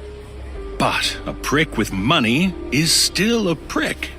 Upon his death, I chose to channel our family's financial good fortunes away from the slaughterhouse and into a venture with purpose. So you bought a church? Well, churches, mosques, synagogues, the names are different, but they are all the same. A building used to welcome people who wish to worship. I just happen to be their leader. I lead because I am strong enough to. A good leader must also show kindness and empathy. Are you able to relate to these people's plights when you yourself may have never felt them? Well, I've never had a sharp blade shoved up my ass, but I'm pretty sure I'd know how I'd feel after. Oh, would you look at that? I take a second to remember the good old days, and time just has a way of getting away from me. You all enjoy yourselves now. After all, this is a party.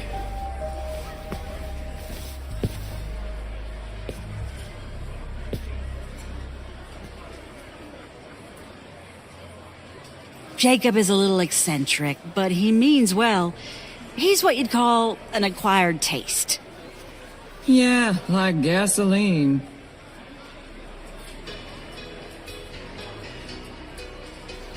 Oh my god, this is my fucking song! Sean, you have to dance with me. I don't know. Would that be okay? Why wouldn't it be? Just make sure you get a shot of penicillin before you come back to the table.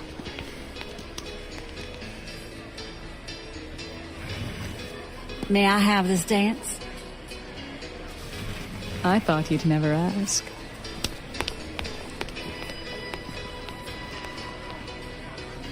I'm not dancing with you. Thanks for the heads up. I'll be at the bar.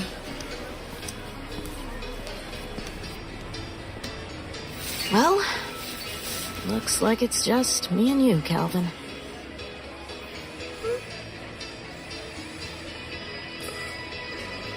On second thought, I think I'll head to the bar too.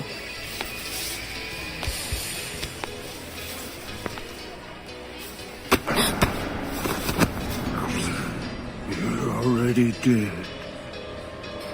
You don't even know it.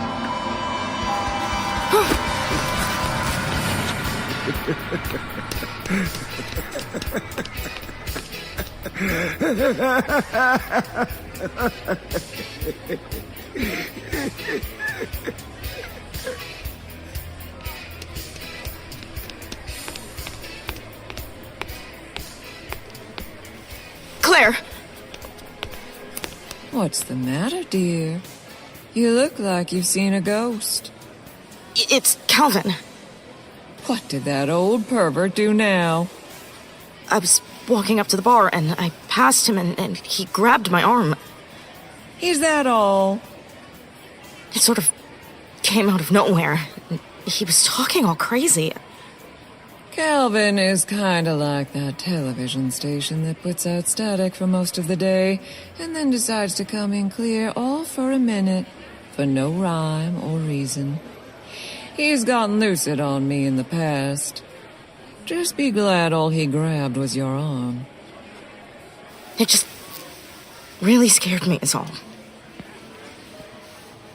2 martinis, Charlie. Yes, ma'am. He's going to feel you watching him. Huh? Sean, if he can see over my daughter's wild gyrations. Oop, we've been spotted. Poor boy can't escape. She's certainly making it difficult for him.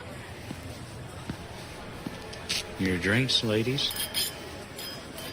Here, Charlie, for your trouble.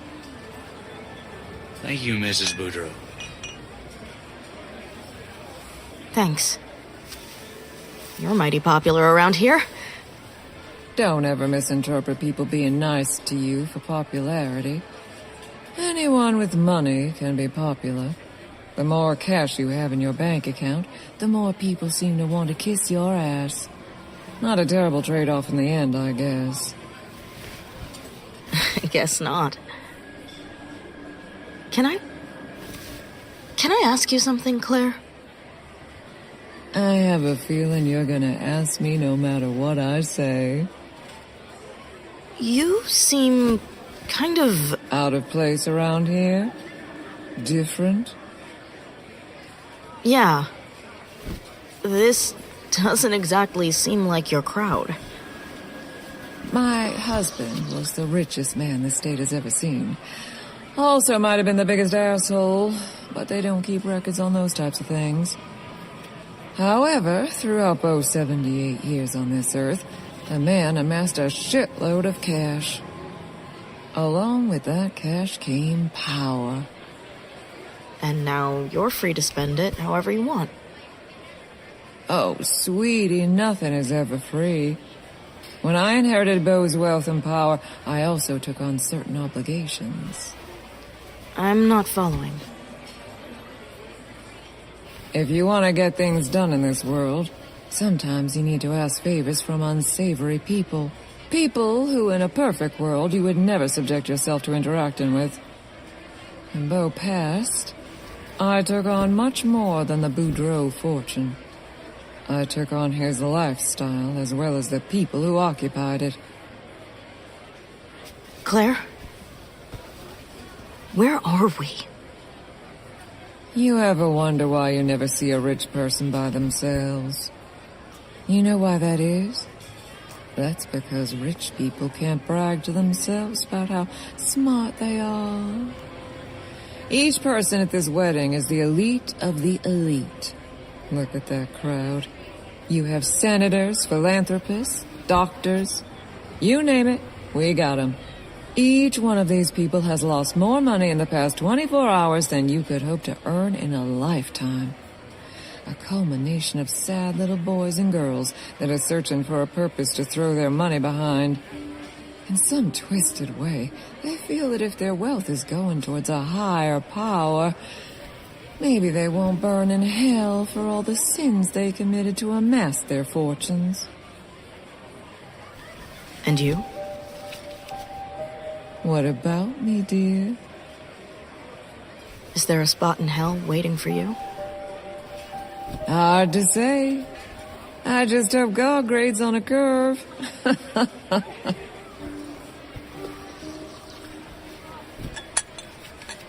Now indulge me, child. What's the real story with this boy who my daughter seems to be molesting out there on the dance floor? Sean? There is no story. Really? From the looks you're shooting my daughter, I would have guessed there was one hell of a story. You must be so proud, raising a beauty queen. I've been trying to guess her talent since the third time she told me. Beauty queen? Huh.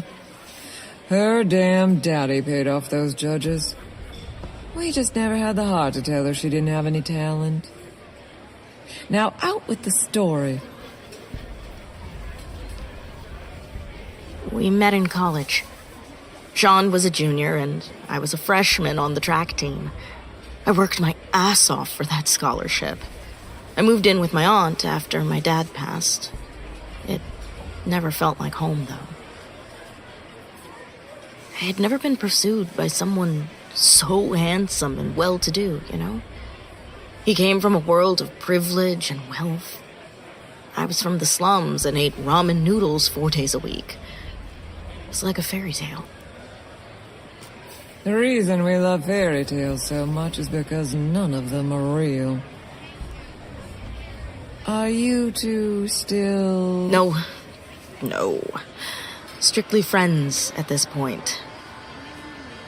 I have a handful of friends, and I don't look at any of them the way you're looking at that boy. I don't mean to be too forward, but was he a butt man? A butt man?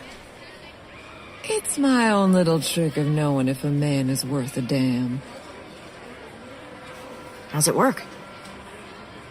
When he opens a loaf of bread for the first time, does he take the butt? Or does he reach his hand down deeper and leave it for you? A man that is willing to eat that butt is worth your time. Pretty girl like yourself, though. I'm sure you don't have a problem finding dates. Perhaps I overestimated your powers. No, it's just me and my stories for now. Well, those stories won't keep you warm at night. What's the holdup? It's stupid. Charging $400 a plate at this place is stupid. You go right ahead and try me. My dad was my biggest fan. He'd spend hours just letting me tell him stories. Didn't matter how short or how long, or how confusing or silly. He listened to them all. He gave me my first horror novel, Dracula, old paperback he found at a rummage sale one day. Still have it, you know. Kept it in every nightstand I've ever owned. It's just like, since he passed, I don't feel like I belong. And if I fail at this whole writing thing, it's like I'm losing my dad all over again. Crazy, right? Not at all. That's the most sane thing you've said all night. You keep writing those stories of yours. The money will come. That's a nice sentiment. But I can't pay my bills with your words of encouragement. When I met Stacy's father, all I had in this world was $200 in my bank account and a great rack. I would have never imagined I'd be one of the wealthiest women in the country when I was your age. Sometimes I hand you lemons. Just got to make lemonade. Am I right? No.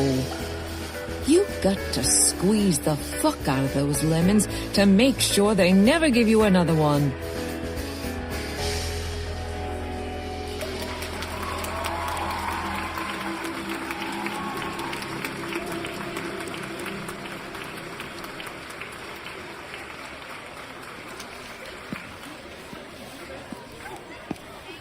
Ladies, Claire, would you mind if I borrowed Zoe for a dance? I don't really want to. Oh, get out there, hon. A handsome boy asks you to dance? You shouldn't think twice.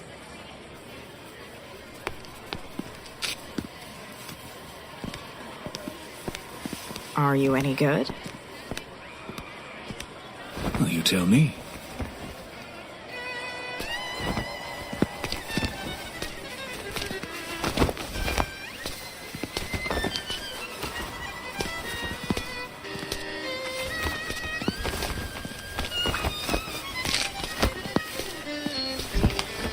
Looks like we got some real dancers in the crowd tonight. Things are getting saucy. Seriously? Okay, show-offs.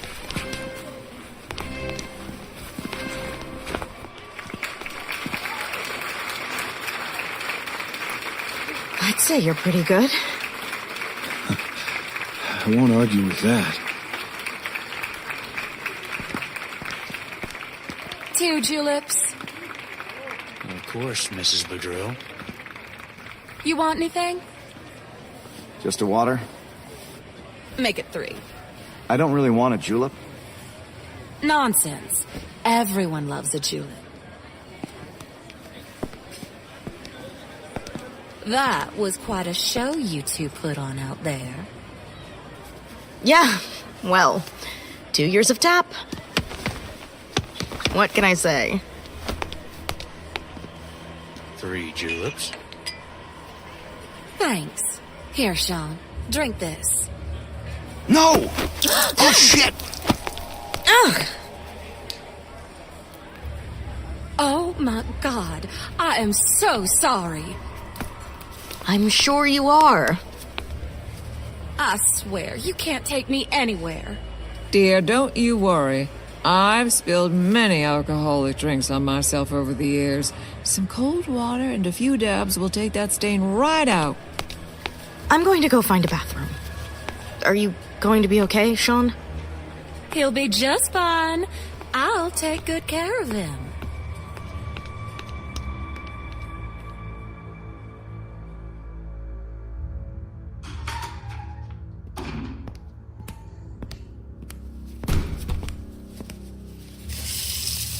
I'm going to kill that bitch.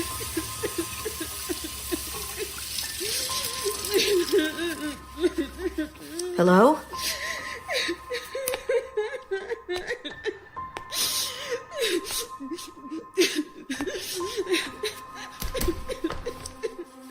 Are you okay in there? Maybe I can help you? You need to leave this place. What did you say? You need to leave. They're going to hurt you.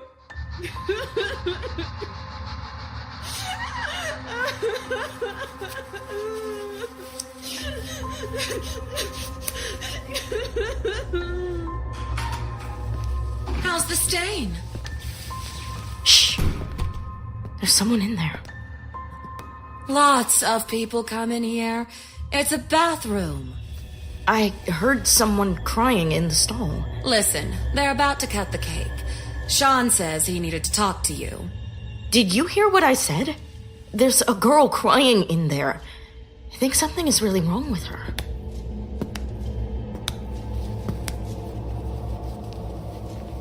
I don't hear anything.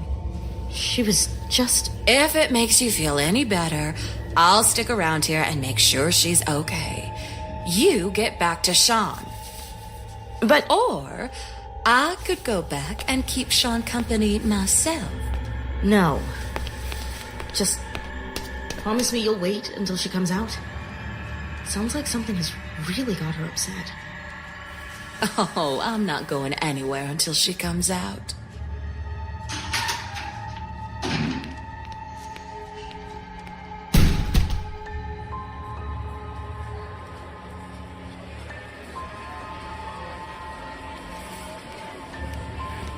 I guess it needed more than a few dabs. You think? Who's having a good time?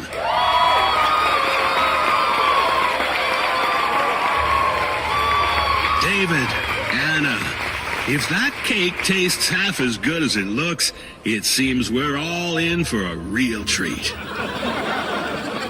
But seriously, what is a cake? A cake is an assortment of items that, on their own merits, are not perceived as desirable. No one comes running for a steaming bowl of flour in the morning or washes down their toast with a couple of raw eggs from the pantry. No, you wouldn't do that, would you? But when this collection of mismatched items comes together, they form something impressive.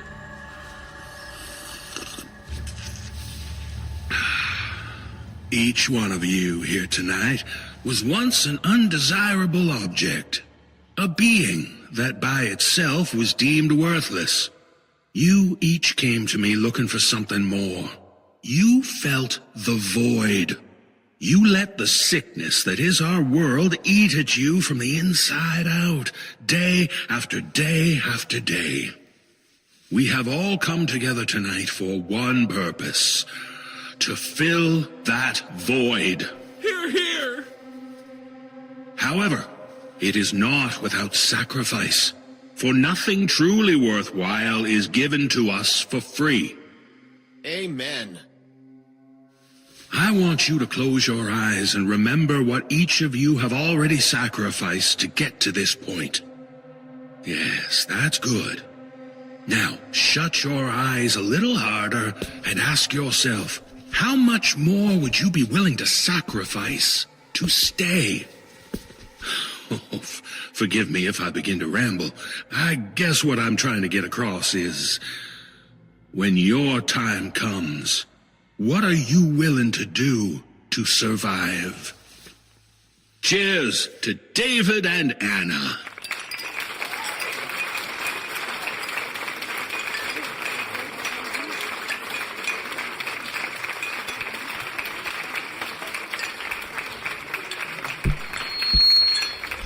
All right, folks, who's ready for some cake?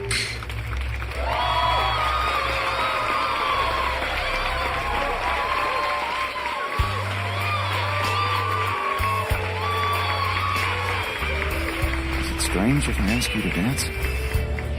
I think Stacy should be back any minute if you'd rather wait for her. I know who I want to dance with. Now take my hand before I ask Claire.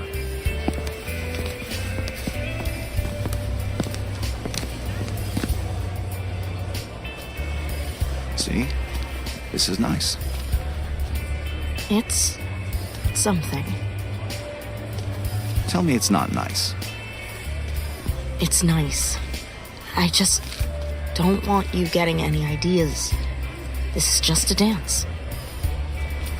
We're just two attractive people swinging back and forth to a romantic song together. What are you doing? You remember that time we spent the weekend up in Colorado? And you told me to make sure the kitchen was fully stocked before we got up there?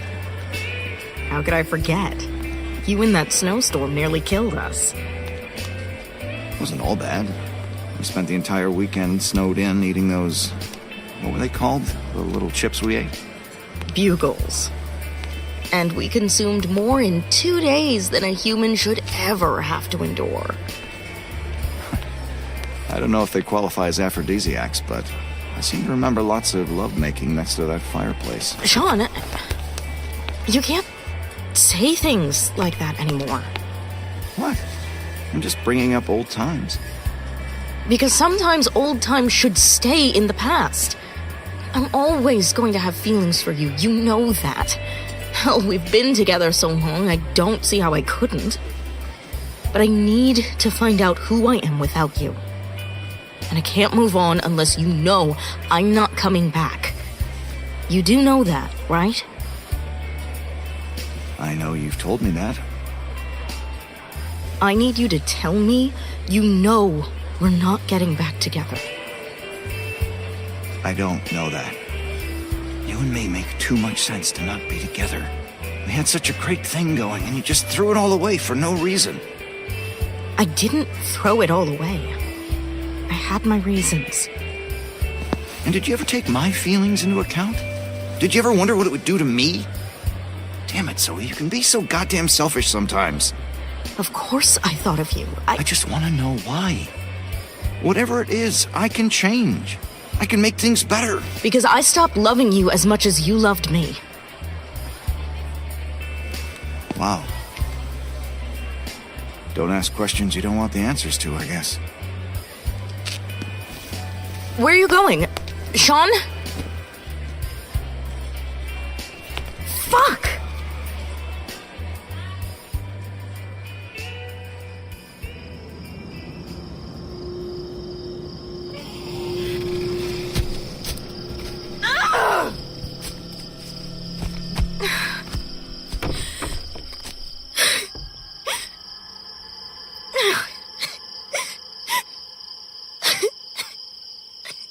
Come on now. You're much too pretty to be this upset. I'm sorry. I didn't think anyone else was... You didn't think that anyone else would be hiding in a storage barn while a wedding is going on, huh? Hey, I get it. I guess I needed a little alone time myself. I didn't take you for a pothead. Well, first impressions are rarely correct. You partake? With the night I'm having? Pass it.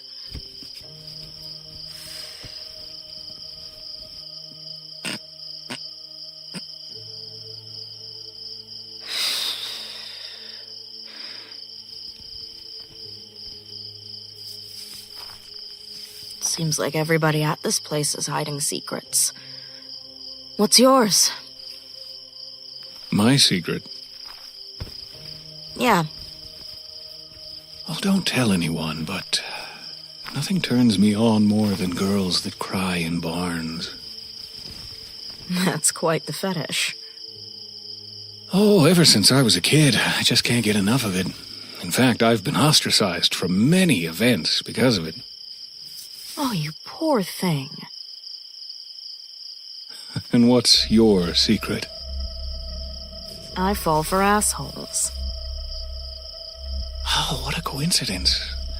I happen to be a huge asshole.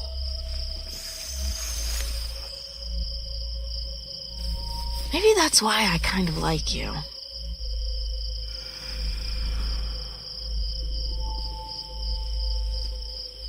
Kind of like me?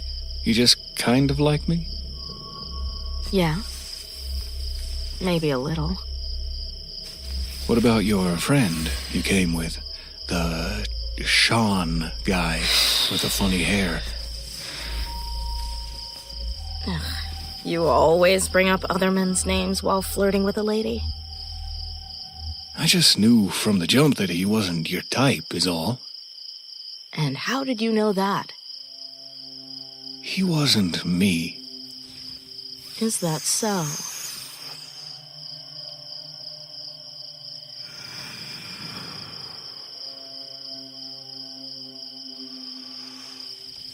Let's find out, shall we?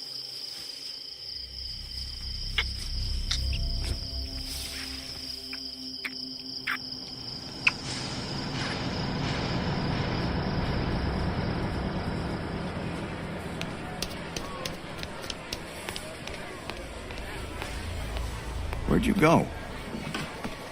I was just getting some air.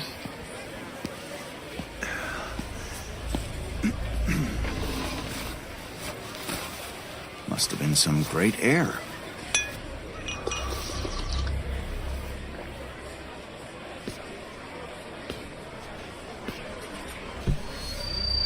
Oh my. This light is bright tonight. Can you all see me all right? Of course you can. Oh, in this light, you can pretty much see anything. Why, in this light, you are afforded the ability to see me for who I truly am.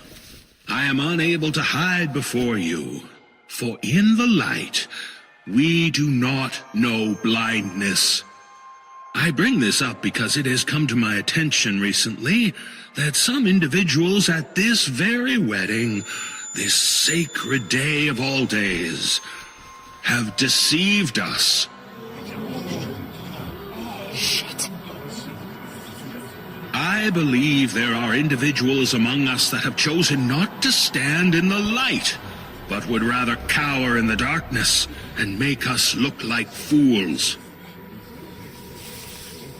I know I like women, but when he talks all fire and brimstone like this, I'd be lying if I said it didn't get me a little wet.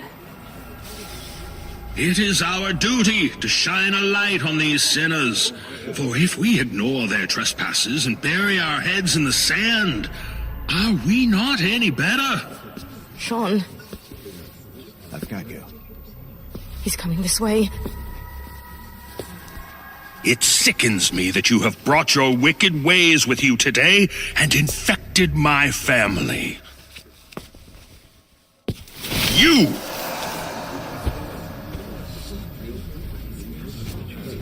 You do not belong here, Missy.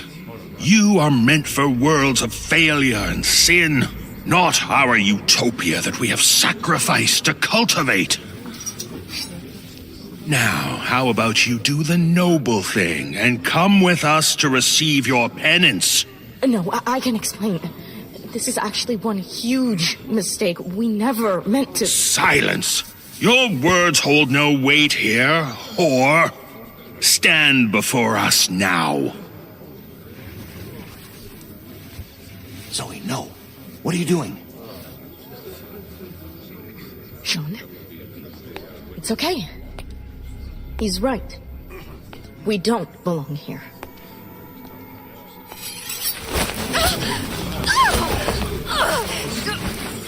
Let go of me, you sacco bitch! This is a game you cannot win. Tread lightly, my dear. Put the knife down. I don't play games I can't win. And I sure as hell ain't losing to you tonight. This won't end well for you. I'm sure of that. Whoa, whoa, child, whoa. Let's not do anything we can't come back from. Jacob, we are a little past that point. Don't you think? Sean, stand up. We're leaving. Now, here's what's going to happen. Me and him are going to walk out of here, and all of you are going to go on celebrating. And when morning comes, we'll all just pretend this was one fucked up dream and go on about our day. Oh, you've done it now. I hope they got you like the fucking pig you are!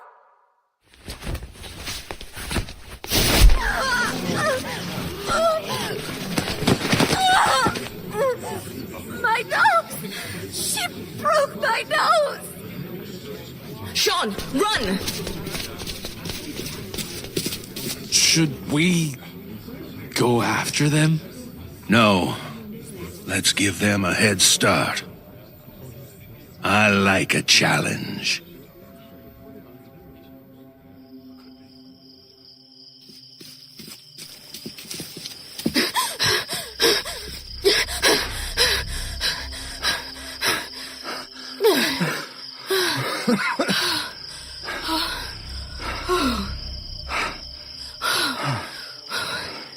What the fuck was that? I'm not sure anymore. We just gotta keep moving. Do you think we can make it back to the car?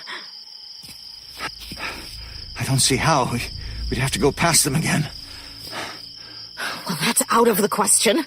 All right, think. Your cell! You can call for help! Yeah.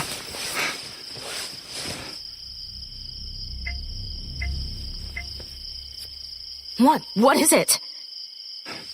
It's dead. Dead?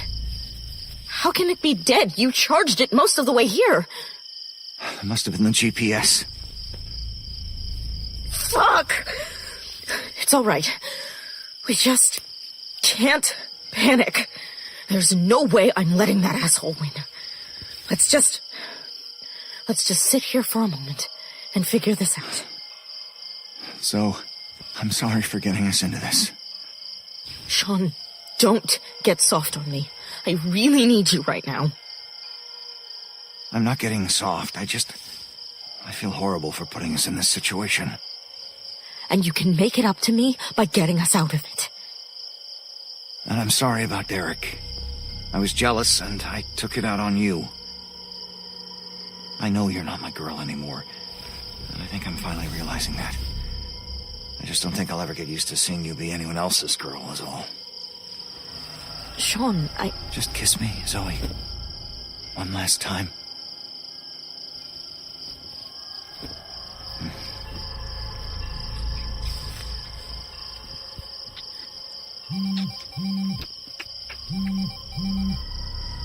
Sean, you said your phone was dead.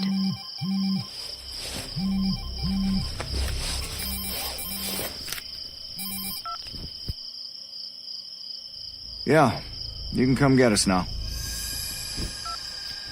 Sean? I really wish this could have ended a different way. I really do. Sean, what did you do? I told you back in the car on the way up here. After you broke things off, I couldn't think straight. I was a complete mess. You were everything to me, and then 1 second later, poof, you weren't. So I started looking for distractions. Anything to stop obsessing over you. That's when I met Stacy. No, Sean, no! She's really a great girl once you get to know her. I know you two got off on the wrong foot. I'd even wager you two would have become good friends if you weren't going to be murdered and all. She brought me here and introduced me to the family. Just feels right. You know what I mean? Like for the first time in my life, I feel like I belong. Sean? Not just anyone can join, you know. I mean, the entry fee alone is $1 million. So, what now? Is that all I am to you? An entry fee? So don't talk like that. You see, the family requires that you be sponsored by one of their own before gaining entry. That's where Stacy comes in. You and that bitch deserve each other. Well, I'm happy I could get your blessing before your untimely demise. There is a third part to the initiation that is essential. The sacrifice. When I found out Denise was getting married at the same venue as David and Anna, I mean, like, come on. Twilight Zone, am I right? I was mad. At first. But now I just see how pitiful you actually are. Whoa, whoa, whoa! Are you getting on my case for this? Are you not the same girl who asked me to come to this wedding and ended up fucking some stranger in a barn? What kind of a shitty person does that, Zoe? I mean, really, if you ask me, you're just as evil as I am. At least I know I'm a bad person. You go around pretending like your shit don't stink. Sean, I'm going to stand up and walk away. And we are never going to see each other again. Do you understand me? You're really in no position to negotiate. Plus, I can't just let you go. The deposit was non-refundable. There's just one thing you're forgetting. And what's that? I'm the one with the knife. Ah! Ah, my fucking foot! Ah! Get back here, you bitch! Nobody does this to Sean Bennett! Nobody! Damn it! These shoes are Armani!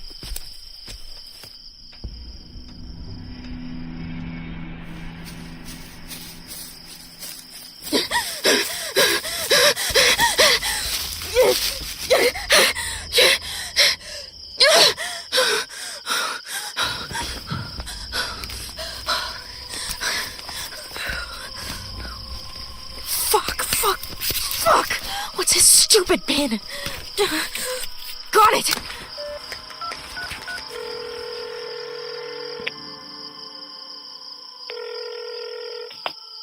"911, what's your emergency?" Yes, I need the police.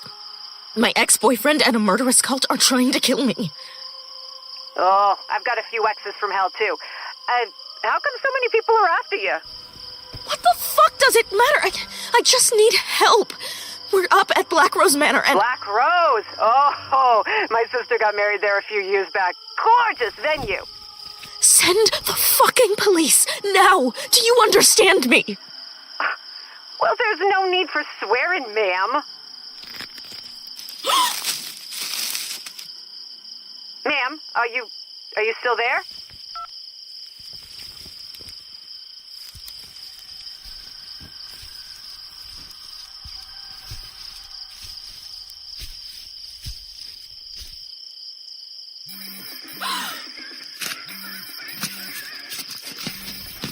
Oh, Zoe, you remembered our song.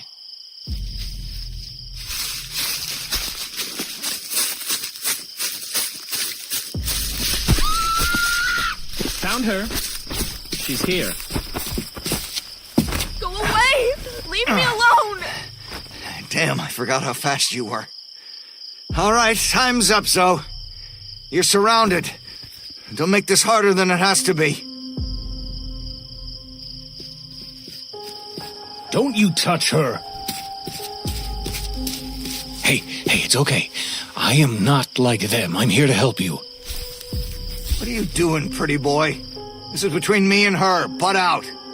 This girl has done nothing to you. She's not like the others. She happens to be my sacrifice, in case you forgot. I need her in order to join the family. Oh, fuck the family. Family is love and nurture, not kidnap and murder. We'll bring her back and I'll talk to my father. There has to be another way. Zoe, please, take my hand. I won't let them hurt you. I promise.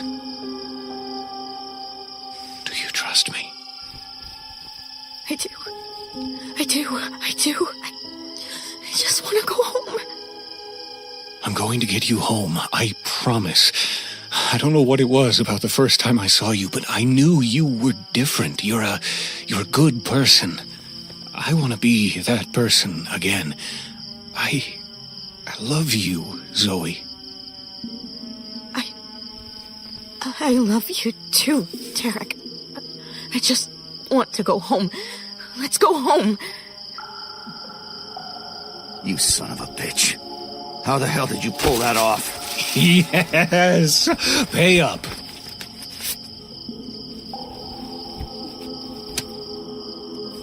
Derek? What did I tell you? All women want a shot of vitamin D. To the victor go the spoils. What's going on? Oh, don't look at me like that, Zoe. We both knew you and me wasn't for the long term. Your boy, Sean, here, bet me that I couldn't get you to fall for me over the course of the wedding. And I would have won, too, if you weren't such a disgusting human being. I mean, what has he got that I don't? Well, currently, $100 bill in my hand, rich boy. I mean, Zoe, I would split this with you, but, you know, with you heading towards your ultimate demise, it kind of seems like a waste, don't you think? Okay. I think we're done here. On with the show.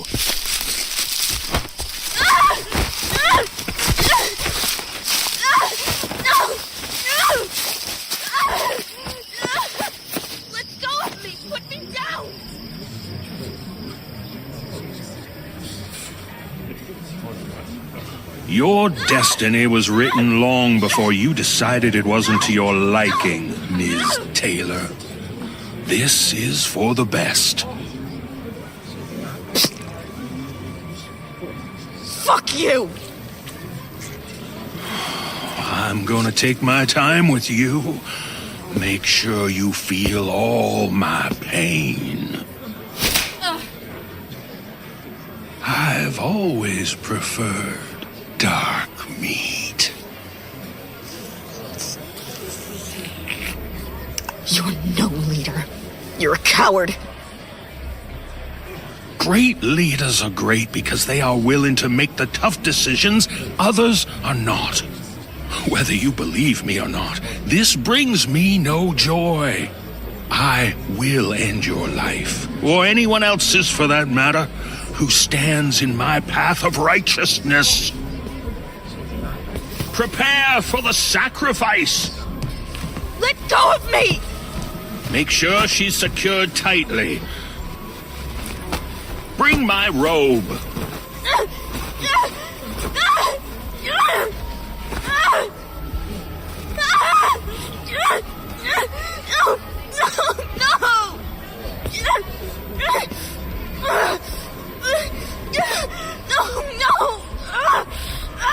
Enough! Your screams won't save you, Ms. Taylor. For in all honesty, you need not be saved. This is not a punishment. Far from it. This is a gift we have bestowed upon you. Your life until this point has been insignificant. Your contributions to the world fruitless. This is your chance to give yourself to the Lord. Fuck yourself. Oh, that dirty little mouth of yours will not be missed. Somebody help, please. Where fire burns, it also cleanses. With this torch, we expel another sinner from this world. Let us never forget. It is in these moments of death that we truly begin to live. Stop! Mother, sit down. What are you doing? Something that I should have done a long time ago. Jacob, release the girl. Mrs. Boudreau, we have our codes. Oh, codes? We have codes now. The codes of this organization are predicated on the income that its members bring in. And seeing as how I am the wealthiest family member, I'm ordering you to let the girl go. She can't do that! Can she do that? I most certainly can. And don't interrupt me again. Mother! Waste of a good glass of wine. I've bitten my tongue these past 2 decades while you've conducted yourself like a power-hungry deity among this family. A false prophet with an oversized ego who answers only to himself. A sad, overgrown child removing the legs off a fly for purely the sick amusement of it. I value our relationship, Mrs. Boudreaux. I'd hate to see it end under such unfortunate circumstances. Your empty threats don't frighten me, Jacob. I've seen the devil in my lifetime, and you don't scare me one bit. I'll pay $2 million for her life. What? The boy is paying you $1 million, isn't he? I'll pay double that to spare the girl.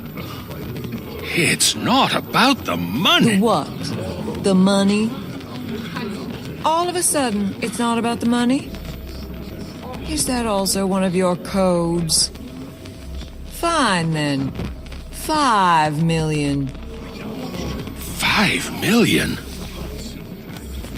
Is it about the money now? We agreed on $1 million. I'm not paying a cent more. Mother, stop it! You're embarrassing me! It's the principle of the whole thing. The rules state a sacrifice must be given. Fine. I'll offer up my spoiled daughter and her boyfriend over there. 2 for 1, if you will. Satisfied? Now wait just a minute. You can't kill us. We're rich. God, in all his wisdom, surely does move in mysterious ways. Tonight, 2 sacrifices. Hey,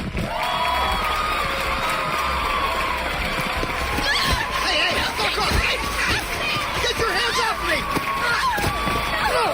Hey! Mommy! You can't kill me! I'm your little girl! I know, sweetheart. That's why I'm gonna let Mr. Adler here do it for me. You've been nothing but a pile of hate and nasty since the day you were born. And the world is a better place without you in it.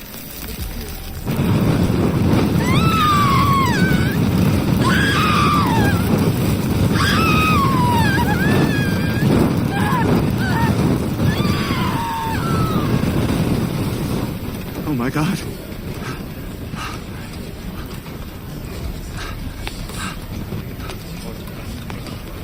I'll do the honors for this one.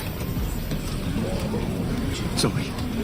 Baby, I know that you're mad, but it wasn't my fault. You gotta believe me. Stacy brainwashed me. All these people did. She made me do and say things I would never do. You know me. I love you, Zoe. I always secretly hated the sound of your voice. No. Zoe, don't. No, no. Zoe, please. No. God damn it. No, no. God damn it. Zoe, God damn it, no. Somebody. God damn it. Ow. Get some water. Somebody get some water. Fuck up. You two deserved each other. Oh, fuck you, you bitch. No. God, no!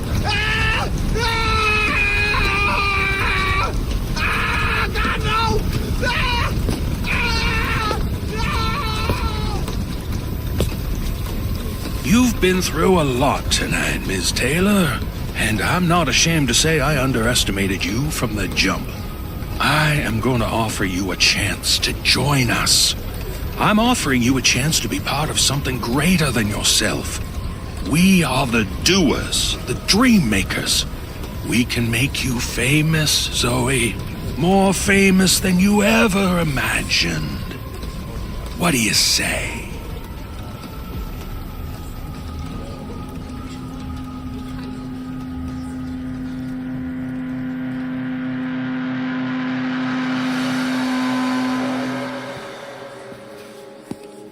We need to leave for the Richfield signing in the next 5 minutes. We'll leave as soon as each of these people in line gets their book signed. That could take an hour. It'll take as long as it needs to, Max. These people came out to buy my book. I'm not leaving them empty-handed. With all due respect, Miss Taylor, you pay me to make sure your schedule runs as smoothly as possible. And you do a wonderful job at it, Max. But right now, I'm going to pull the talent card and ask you to back up from this table.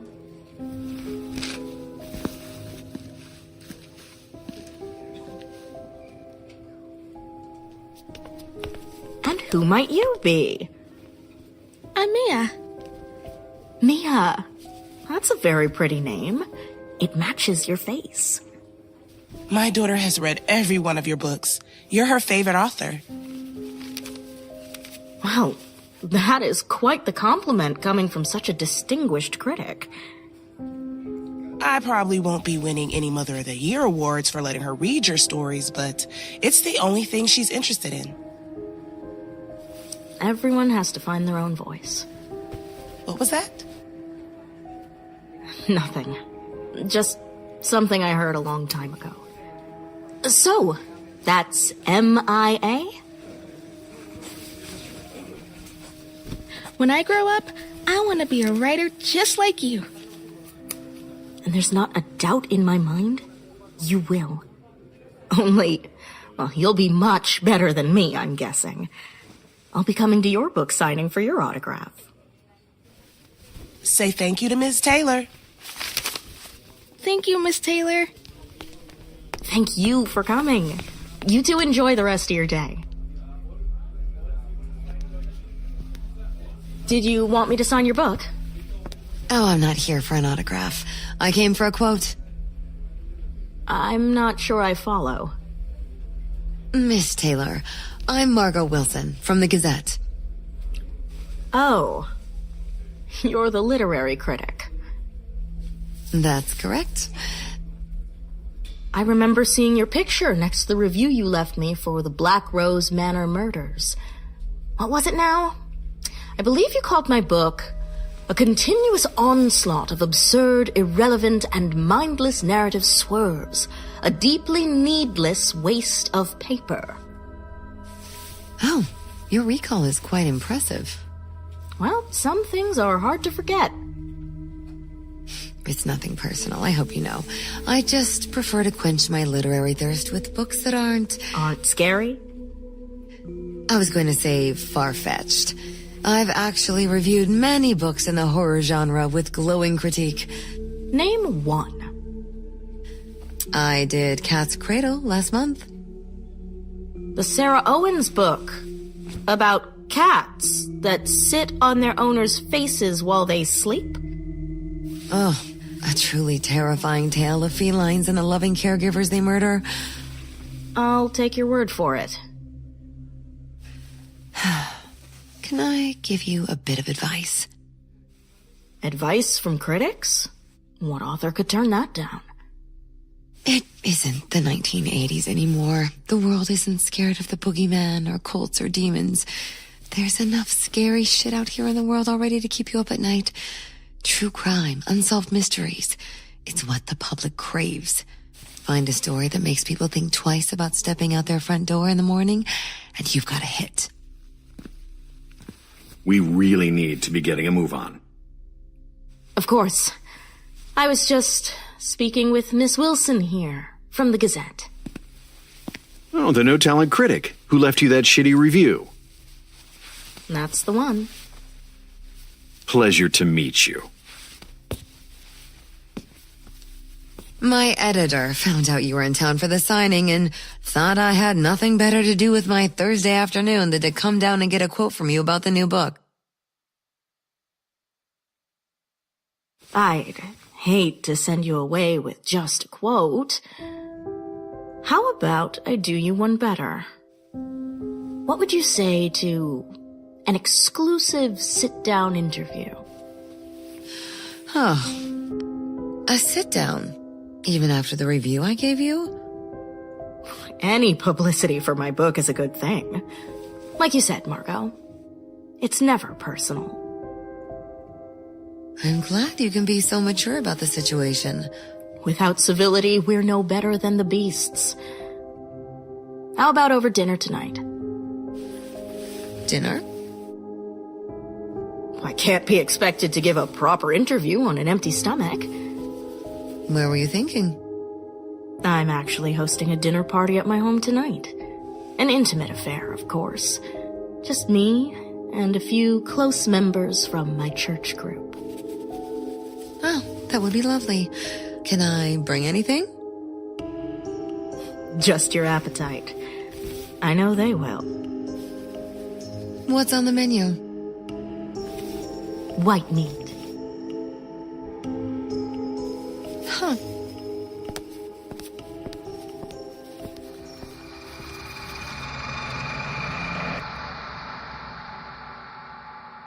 All of my life, I'd been searching for a family. People who believed in my voice. I just happened to find mine in the form of a murderous cult one night on the back roads of Fayette County, Georgia.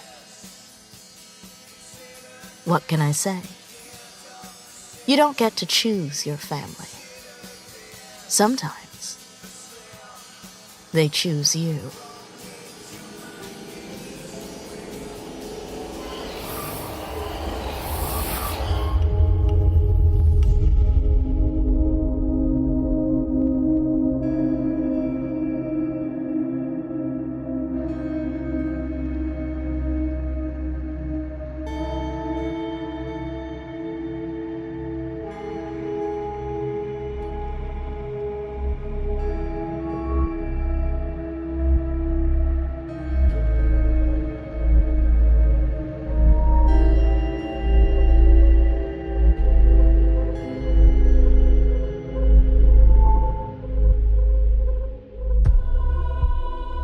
Deadly Beloved, written by Paul Kordick and Mike Manning. Produced for the Nosleep podcast by Jesse Cornett.